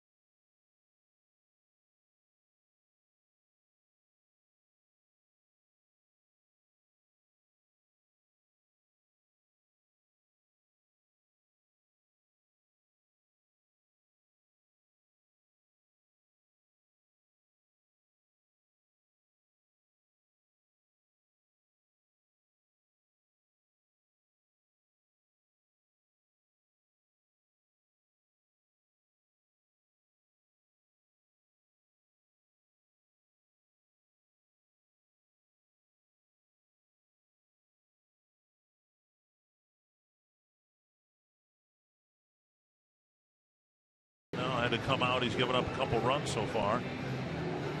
As promised earlier in the game, we have selected the Data Strong fan photo of the game. You can tweet your strongest fan photo to hashtag North Data Strong Fan for a chance to be featured in an upcoming broadcast brought to you by T-Mobile. And Mike Aviles will hit against Michael Tonkin, who's been riding the Rochester to Minneapolis shuttle over the last few years, and he hopes one of these times he's here to stay. Yeah, this is a 4th stint for Michael so far this year. He last pitched for the Twins back on June 21st against the Cubs here. Good numbers down in Rochester. 28 appearances, 35 innings, 21 hits allowed, 41 strikeouts, only 5 walks. First ball hit to the gap in left center field, and it's down to the fence.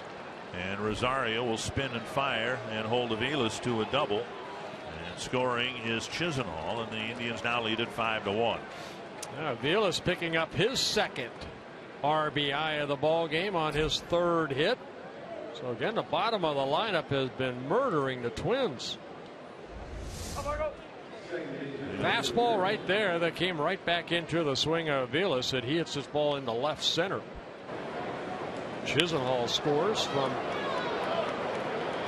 first base. Now runner at second. Graham's log is done. 2 1/3 innings, 3 runs allowed. And stealing third without a throw. Tonkin didn't do anything other than ignore him, and an easy steal of third for Aviles. They're going to give it to you. Take it right there. Aviles kind of looking, I think, over at Sandy Alomar Jr., the first base coach. And the Twins have to bring the infield in. Popped up. It's down the line, and Rosario won't have a play. But it's things like that that have sent Tonkin back to the minor leagues. The inability to have command of his breaking pitch, and holding runners, just fundamental things like that. Everybody loves his arm. Great fastball in the mid-90s. I think it's the control of his fastball. Maybe he has it down in AAA. He just hasn't shown the consistency here, especially down and away. In 16 relief appearances, covering 11 innings, 5 walks, 10 strikeouts, but 13 hits and 7 earned runs. Backhanded nicely by Nunez, and he fires across the diamond. Ramirez retired out number 2. It's a good play by the Twins shortstop. When Tonkin is on, he can get a lot of ground balls if he keeps that ball down. We saw him that pitch to Aviles. It was right there. It was belt high, but this is a better pitch right here. Watch this pitch to Ramirez. It's down and away. And a nice defensive play by Nunez to get the second out. Here's Lindor, a double his first time up. Since then, a liner to second and a comebacker to the mound. Okay, another fastball. Basically, here it is. Hit it. And Lindor picks up his second hit, driving in a run, his 24th. Now the Indians piling on, and it's 6-1. Well, they're opening it up a little bit. 3 runs so far here in the top of the 6th inning. And now Yan Gomes. Such a difference between AAA and the big leagues. You saw the location against, again, ball down. Lindor putting a great swing on it, right back up the middle. Now Gomes, and ball 1. Now trailing the reigning Cy Young Award winner by 5 runs and in danger of dropping back below the 500 mark. Wow, David Price left the game, and the Yankees erupted for 4 runs in the 8th inning. They now lead Toronto 4-3.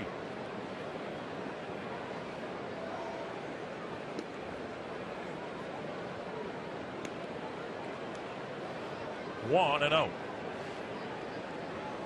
There's been 3 stolen bases against Tonkin so far this season. None caught, with the stolen base of Avila. Aviles. 1-1.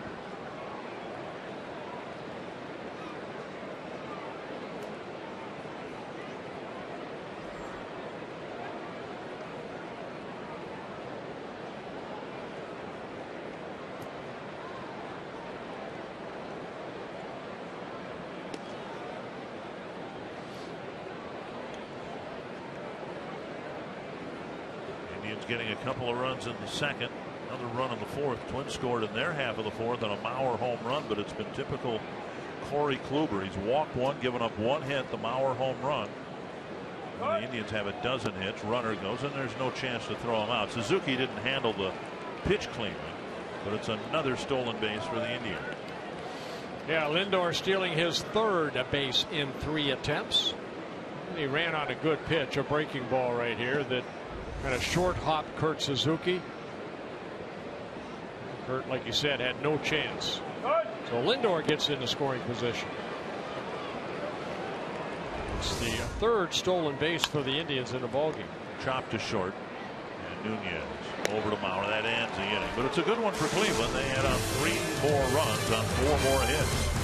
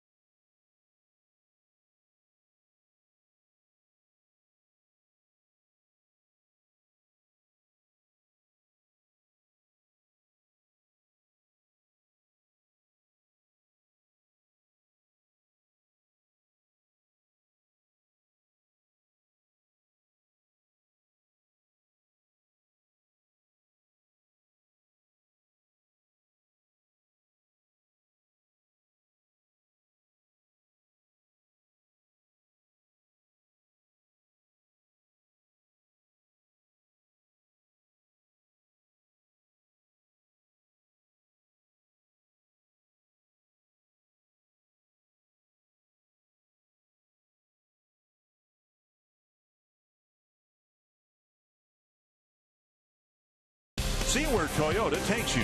Test drive one at your Toyota dealer. Toyota, let's go places. By Sanford Orthopedics and Sports Medicine, for the everyday competitor in all of us. And by McDonald's, with $1.69 iced coffees and 69-cent vanilla cones, you can get totes, treats, excited all summer long at McDonald's.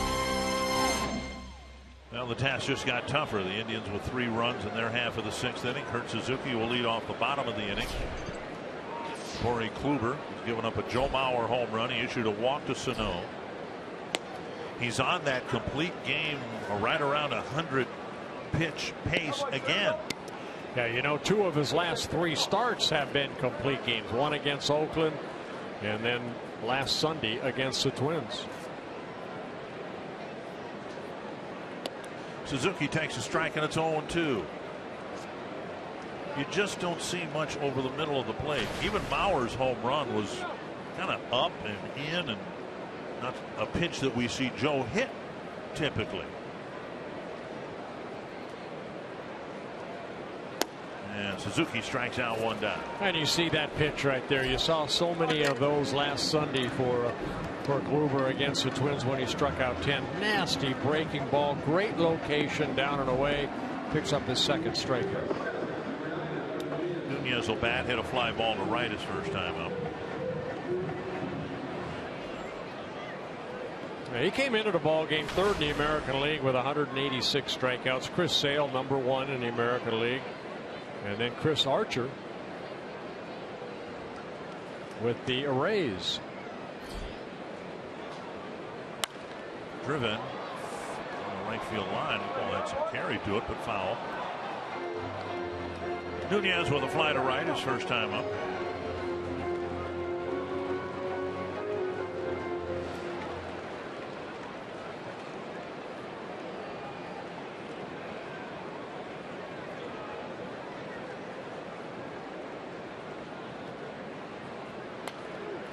Backing out of play. Earlier we told you that Jose Barrios, AAA, had a no-hitter through 6 innings.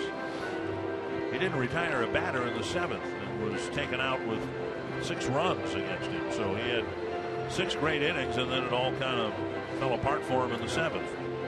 It will happen. 0-2 to Nunez.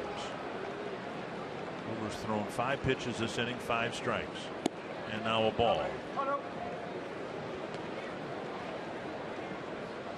Kluber originally signed by the Padres back in 2007 out of Stetson University in DeLand, Florida. Traded over to the Indians in the Jake Westbrook trade. And as we talked about, trade. Yeah, as we talked about last Sunday, he was a late bloomer. I mean, he didn't really become the pitcher that he is until he's about 28 years old. He'd been in professional ball for a long time.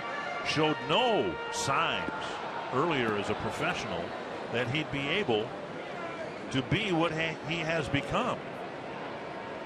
1 and 2. Check swing. You know, we mentioned David Price. From the time David Price was, a junior at Vanderbilt, people thought this guy's going to be a great pitcher, and the attention followed him all the way through, and he is one of the best. In this case, Kluber kind of came out of nowhere to emerge as a great pitcher. Well, you look at his minor league numbers with the Padres. I mean, he had 50 losses, only 44 wins in the minor leagues with an ERA of about 4.5. Picks up his second straight strikeout, now 3 in a ballgame. Sent 14 men to the plate without striking out against Kluber. Now he's struck out 3 of the last 4. Well, again, the late movement you see right there. It's a fastball. It's almost the same pitch that Torrey Hunter struck out on. And all of a sudden, right at the end, it just kind of dips down. Aaron Hicks with a fly to left and a bouncer to second. Hitters would call that nasty. This guy is just nasty. Down and away, ball 1. That's the polite term for it. Might mutter a few other adjectives. 2-0. Well, it could be, you know, all of a sudden, you know, a workout routine maybe works good for him. I know that they say in Cleveland he's one of the harder working pitchers. During the winter, dedicates himself to get ready for spring training. It's sad to say there's a lot of guys out there that don't. But he has not taken what he's been able to accomplish for granted. Yeah, he's got 12 losses, but you know, he's been as consistent as any pitcher in the American League. Run support sometimes has a lot to say of whether you win or lose. Strike called 3-1 to Hicks. I mean, he was 0-4 in the month of June in 5 starts, but an ERA under 4.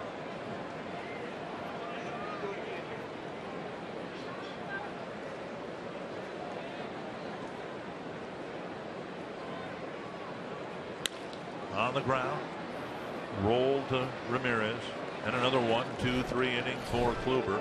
Couple of strikeouts, and he's had the Twins eating out of his hand again here tonight.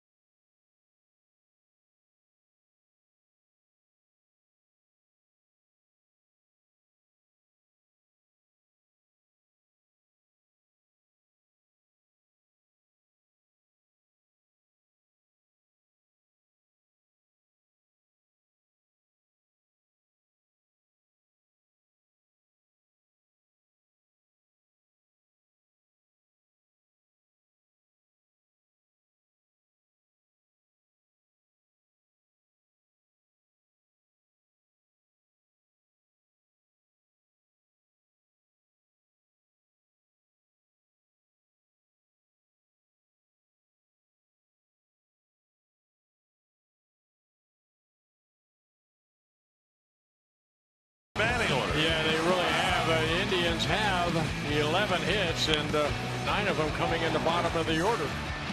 Lucella with that 2-run home run.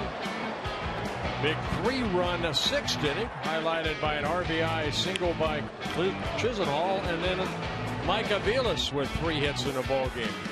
So a lot of good things happened. The only offense for the Twins is Joe Mauer with his 8th home run that went 425 feet into the second deck here in right field. A.J. Octor will come out of the Twins' pen to pitch to the Indians in the 7th.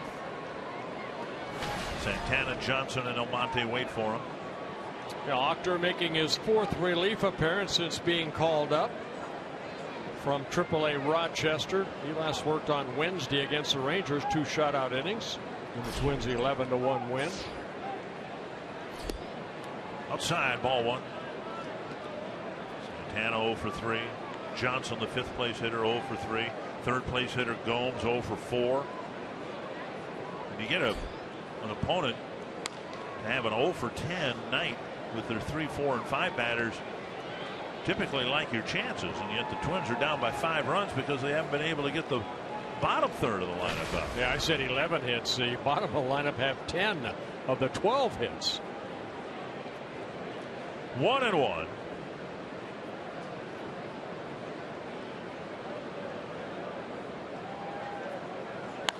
A high fly to right.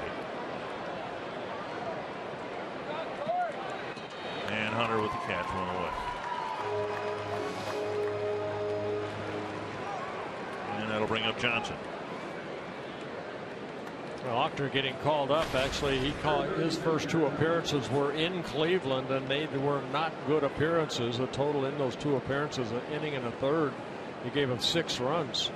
gave up 2 home runs in those 2 outings.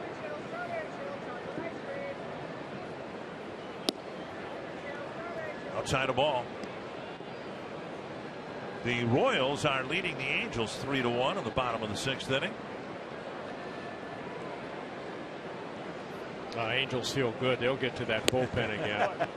Yeah, get into that Royal bullpen. Yeah, really. They say in Collins' case, he just simply hadn't been used enough, and had a rough outing last night because of lack of use. At least they hope that's what it was. Fly ball right field again, and Hunter just about in the same spot. 2 away. We'll bring up Almonte. Follow live Twins baseball every day with MLB.com at bat on your smartphone or tablet. Stay connected to the Twins all season with MLB.tv game of the day, in-game highlights, live look-ins, replay reviews, radio broadcasts, and more. Browse the app's new features, including StatCast tracking videos and bilingual access for Spanish-speaking fans. Download MLB.com at bat, the #1 app for live baseball.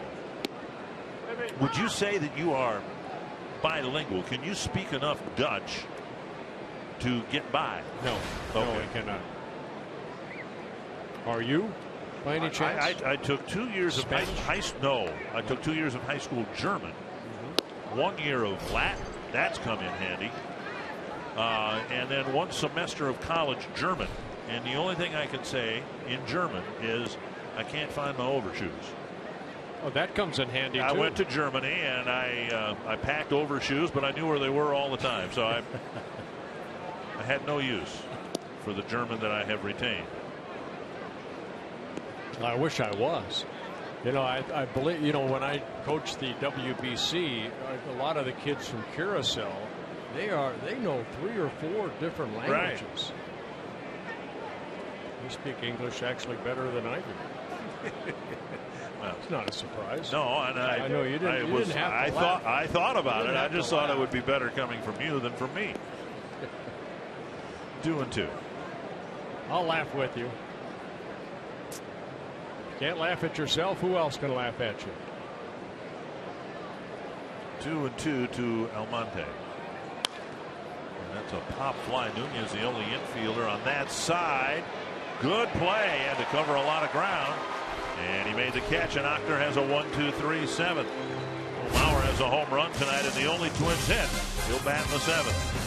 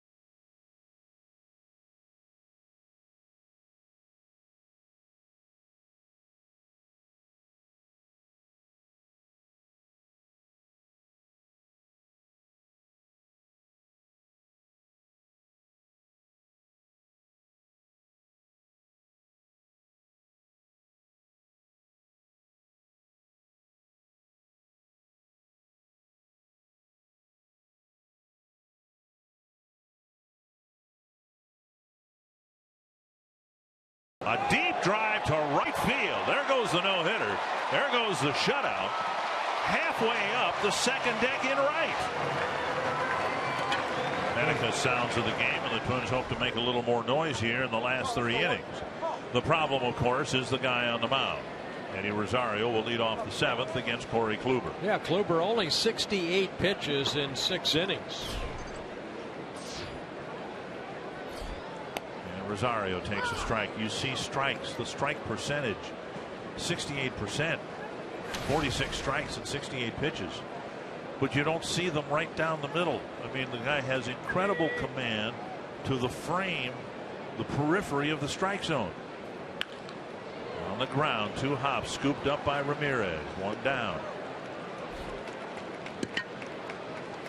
Our Soup.com trivia. I'll just go with Frank Viola only because I remember how much he struggled in 1989. I'll go with whoever's on the screen. Ding, ding, ding, ding, ding. Another winner. Oh, lefty when he's with the Phillies. What did he win? The year he won the Cy Young in '72, didn't he win like 40% of the Phillies games? Yes. What kind of a cat was he? Because he finished his career here with the Twins on the '87. He was a great competitor. I think I had an opportunity to play with him in '87, but he was toward the end of his career. But pitch against him when he was with the Phillies and I was with the Pirates, and I love watching him pitch. He had one of the nastiest sliders you'd ever see. He had one great outing for the Twins. It was on a Saturday night at the Dome against Oakland, and he almost pitched a complete game. Lauer on 2 hops again, right at Ramirez. 2 down. He ended up unable to complete the game. But there was that, you see it a lot from older ball players at the end, a snapshot of what they once were. And on that Saturday night, he looked awfully good. Picked up his only win as a Twin.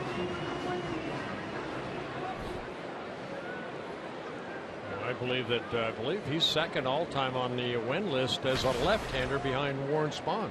And oddly enough, Spahn was in Minnesota that day, and he and Carlton visited before the game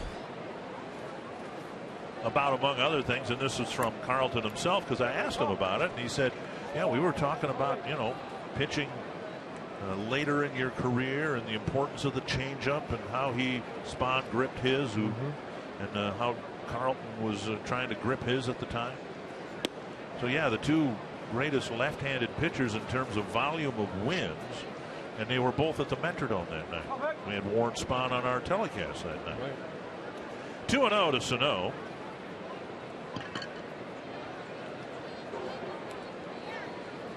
And now 3-0. Sano with one of the 2 blemishes against Kluber here tonight. Took a close 3-2 pitch leading off the 2nd. I don't know how that much history about Warren Spahn, but I believe he started his career at a later age. I mean, he didn't really start pitching well until he was like 27, 28 years old.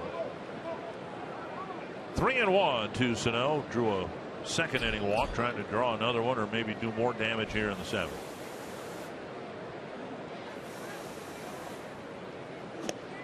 And strike 2. Sano maybe thought it was ball 4.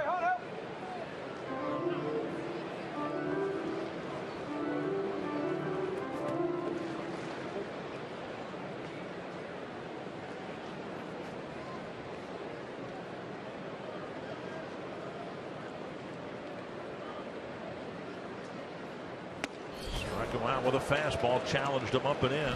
And another 1-2-3 inning for Corey Kluber. 10 in a row retired by Corey Kluber.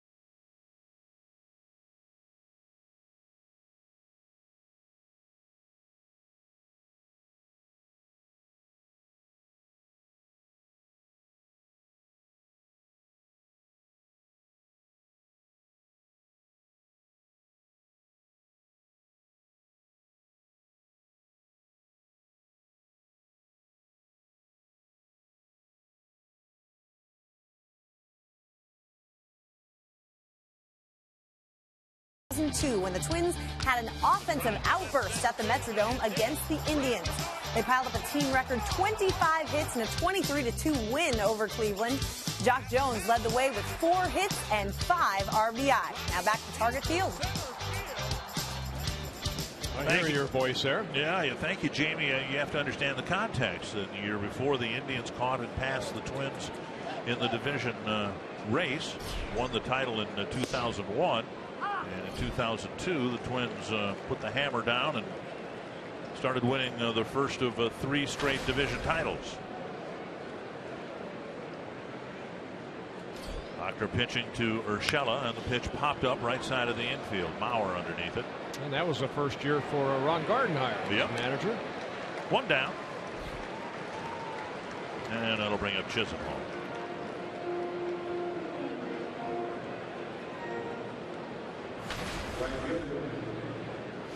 Good night at the plate for Chisenhall, 3 for 3. Drove in a run in the 3-run 6th inning. Chisenhall with 3 hits, trying to adjust to life in right field. And the Indians did what they could to open up room for Chisenhall or somebody in right field, and trading Nick Swisher to the Braves. Michael Bourne supposed to be the anchor in center field. The Indians dealt him back to the National League, and the Braves as well. It's been a disappointing year, but within it, the Indians have been very clearly rebuilding for the future without touching their starting rotation. 1 and 2. As we said last weekend when we were in Cleveland, you can imagine the Indians getting a lot of phone calls about Carlos Carrasco, Danny Salazar, maybe even Trevor Bauer, and the Indians resolutely said no, they're not touchable. Figuring that, okay, this is a bad year, but if we can develop some position players and some relievers to go around the starting rotation, we can rebound rather quickly. Bauer's had a couple of disappointing starts in a row. Swing and a miss. Chisenhall retired. And so far, Ochter's retired the 5 men he's been asked to get. Good movement on that fastball right there. Ochter picking up his first strikeout. This copyrighted telecast presented by the authority of the Minnesota Twins and may not be reproduced or retransmitted in any form. Any accounts and descriptions of this game may not be disseminated without the express written consent of the Minnesota Twins, LLC. Strike 1 to Aviles. Aviles a good day at the plate. 3 hits, a couple runs batted in. Scored a run. Half swing and a roller to second. 2 good innings for Ochter. 6 up, 6 down. Twins will take that. Down by 5 going to the bottom of the 8th.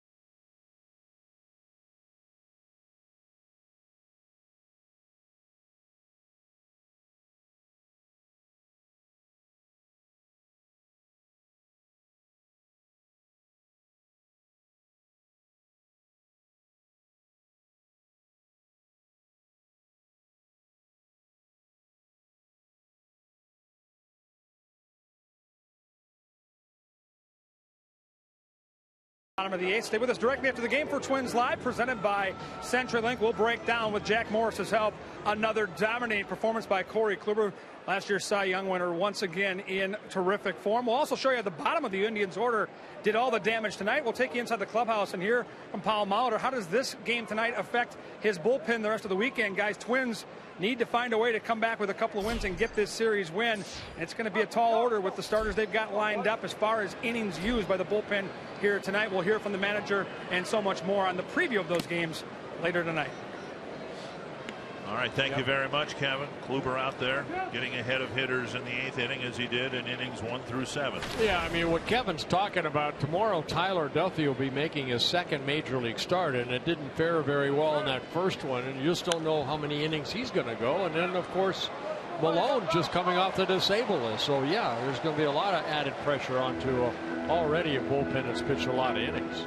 One thing on the encouraging side, the Twins won't be facing Kluber, obviously. They'll be facing Josh Tomlin, who will be making his 2015 Indians debut. Yeah, he got his shoulder operated on in April and is rehabbed. 7 different rehab starts. Indians feel he's ready to pitch up here again. And Plouffe just throws the bat from one hand to the other. A strikeout for the first out of the 8th. Strikeout number 5 for Kluber. The strikeouts starting to mount a little bit here in the later innings. Join us August 29th and 30th for a DQ sensational Saturday Super America Not Whole Kids Day as the Twins take on the Houston Astros. The first 5,000 fans 14 and under both Saturday and Sunday get a bullseye plush presented by Target. You can go to twinsbaseball.com/tickets. Get your tickets today. Type of thing that would look good in the child's crib, perhaps. Dangling from your rearview mirror, perhaps. You were probably one of those guys that had the fuzzy dice hanging from your mirror. No, I did not. Sad to say. 2 down, and now Escobar. Well, 11 ground ball outs, 7 fly ball outs to go with his 5 strikeouts. And again, the Twins have only 1 hit at the Mauer home run. Kluber making his 95th major league start, his 100th game. 5 relief appearances, 38 wins, 31 losses coming into the ball game. Very good. 3.37 earned run average. Escobar, the batter.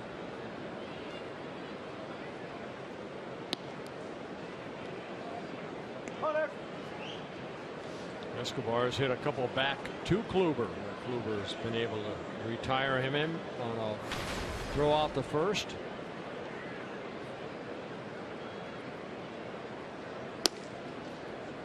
One and one.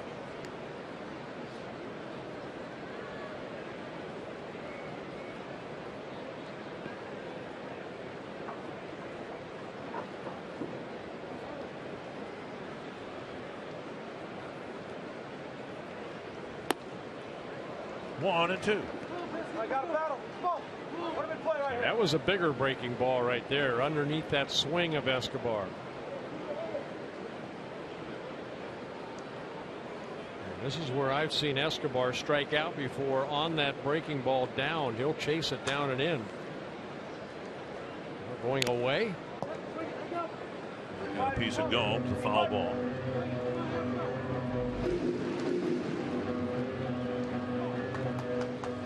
It's got to be fun for a catcher like Gomes to catch a Kluber. You know, you sit inside, boy, that ball's going to be 90% chance it's going to be right there. You sit away, the ball's going to be away.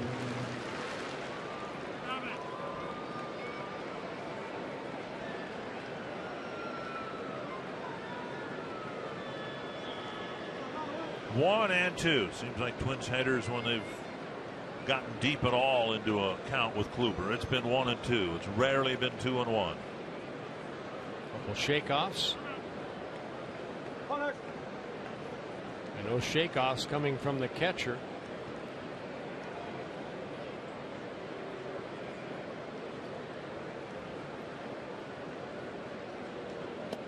And he shaves the outside corner with a breaking ball. He has been just masterful again tonight against the Twins.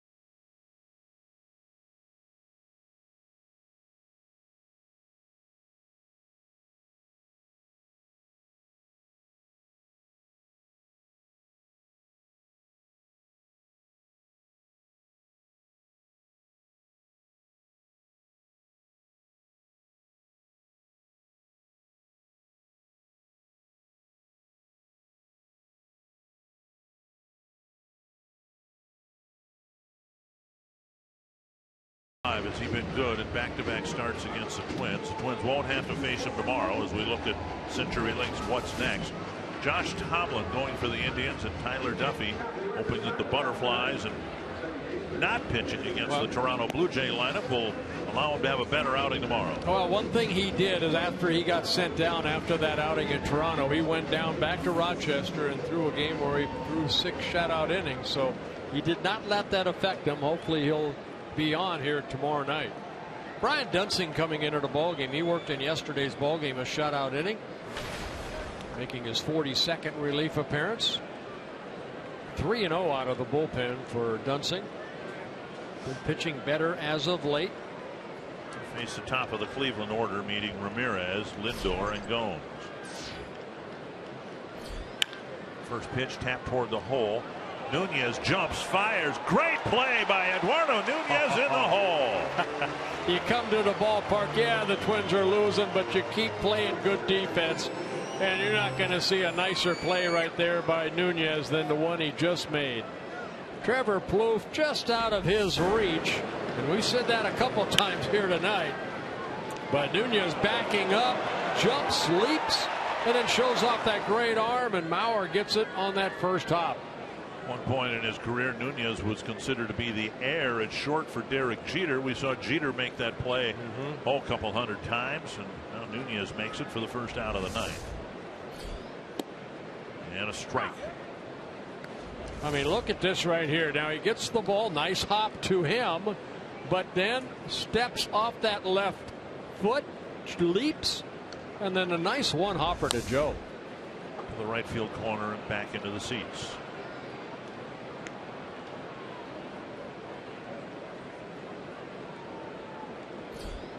And the thing is, that play was against a speedy runner like Ramirez, too.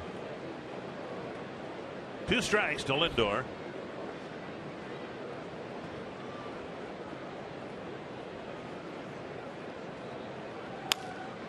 And now that ball gets by Plouffe and down the line. See if they run on Rosario. He's going to try. Wide. Rosario with his 2nd assist tonight. He's had 1 at home plate and 1 at second. And a little bit of a grin on Rosario's face, holding up 2 fingers. I got 2 tonight. Yeah, he kind of did like he was blowing out a cigarette or a match or something, but what a perfect throw.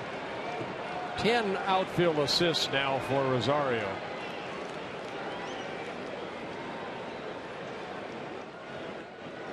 Well, Lindor credited with a base hit, his 3rd hit. Blowing the smoke off the end of the revolver, putting it in his holster. Gomes, the batter. Ball 1. Fox Tracks presented by Carrier. You know, and what Rosario has done, he's building a reputation. You know, in his rookie season, other clubs know this. They see films of this, and when a ball is hit his way, maybe with not a quick runner at second base, that third base coach may hold him up because you know you have a strong arm in Rosario that's playing whether it be left or right. A lot to play for yet this year. The Twins need to play better baseball to be a playoff team. But one thing that's happened is you look around the diamond now, and there are more players that can help the Twins win a ball game in more than one way.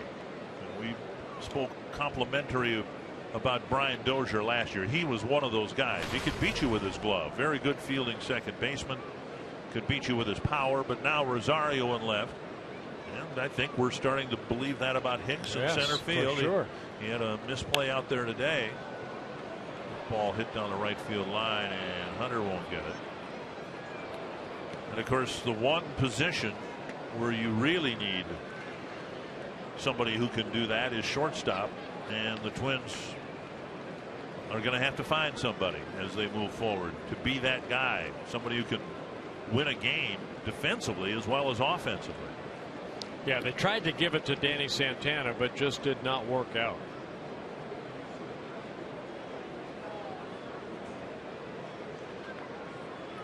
Two and one to Yan Gomes. 3-1.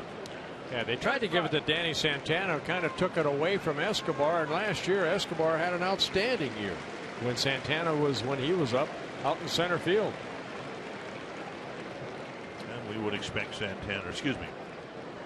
Escobar to be back at short tomorrow with Dozier back at second base. 3-2. Driven to right. Hunter's going to try to chase it. And he'll play the bounce, and the ball gets by him, and it'll be Hicks playing the bounce. It's a 2-out double in the ninth for Gomes. Yeah, Gomes just taking that pitch the other way, picking up his first hit on his 13th double. Indians picking up their 14th hit.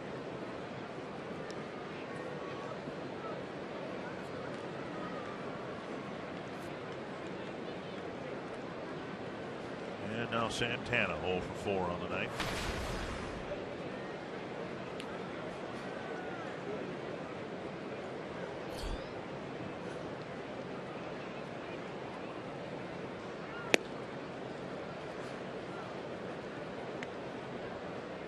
One and out.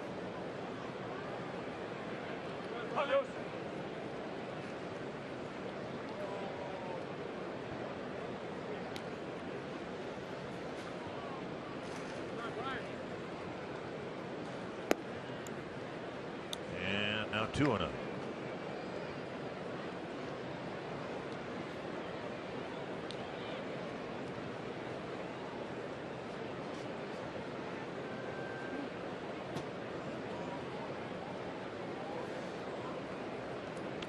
Leading the Angels 3-1 in the 7th, and tonight the Royals went over the 2 million mark in attendance.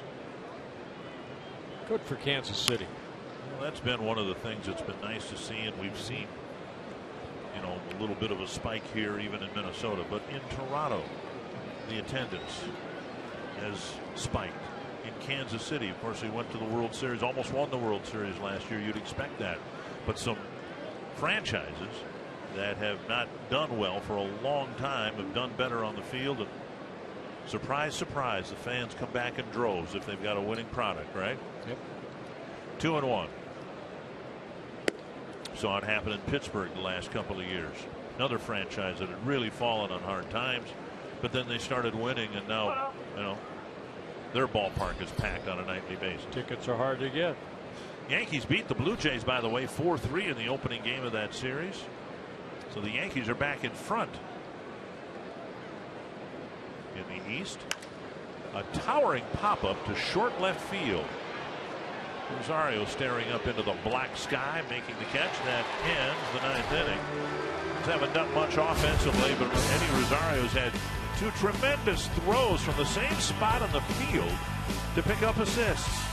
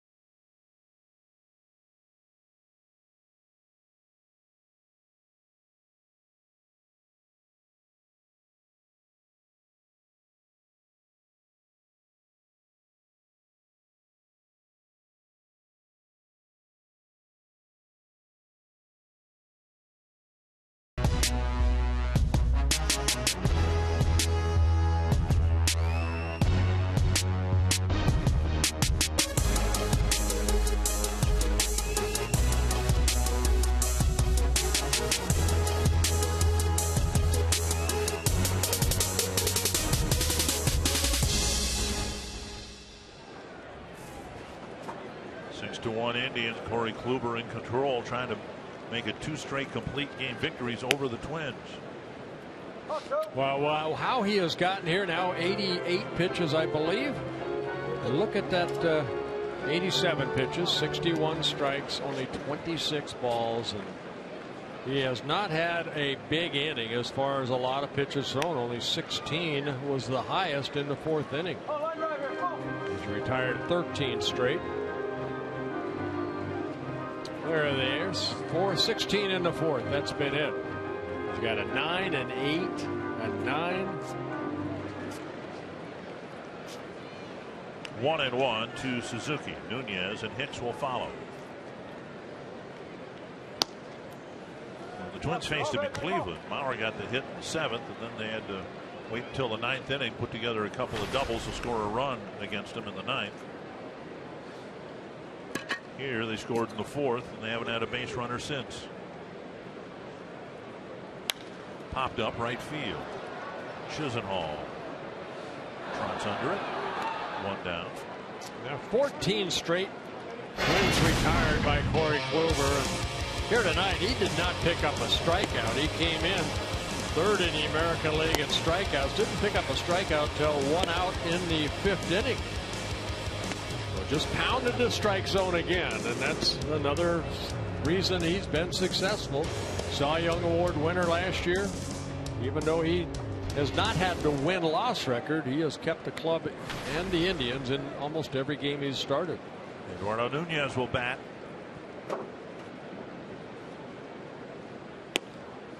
And a fastball, strike 1. Nunez with a fly to right and a strikeout. Kluber looking for his 4th complete game, 2nd in a row, of course, against the Twins, but the other one coming back in May against the White Sox, then 3 starts ago against Kansas City. I'd mentioned Oakland, but he threw a complete game victory against the Kansas City Royals. 2 quick strikes to Nunez.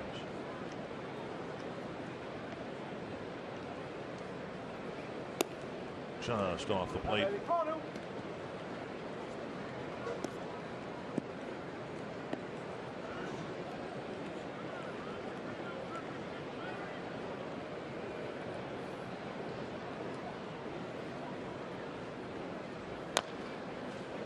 Nunez almost hit that out of Gomes' glove.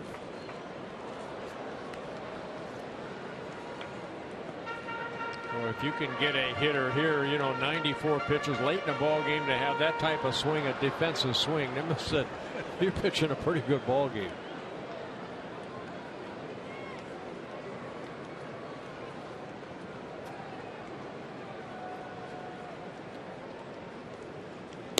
Wow. Fastball right on the outside corner.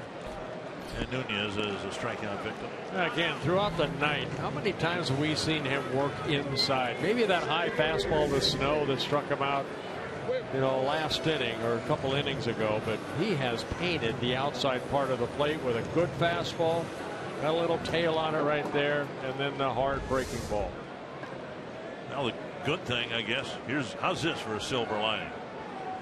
Most of the Twins hitters are only going to go 0 for 3 tonight. Yeah, he's faced only 1 over the minimum. Hicks has a chance to go 0 for 4. And there it is, a breaking ball. And he hits the outside corner from up here. And where my seat's located, I'm right behind home plate. And it looks like the ball doesn't break until after it gets out of the grassy area from my angle. In other words, just in the last 10 feet maybe is where the ball seems to start breaking. He was masterful against the Twins on Sunday in Cleveland, and he was masterful against the Twins again this Friday night. Tom Hanneman, the Twins won't have to face Corey Kluber for a while. I suspect they feel pretty good about it. I think so, Dick. Twins tumbled to the Tribe to fall below the 500 mark for the 2nd time in 6 days. Up next on Twins Live, presented by CenturyLink, we break down Corey Kluber's night. Production from the bottom of the Tribe lineup. We'll hear from Paul Molitor, and we'll preview tomorrow night's Game 2. That's next on Twins Live.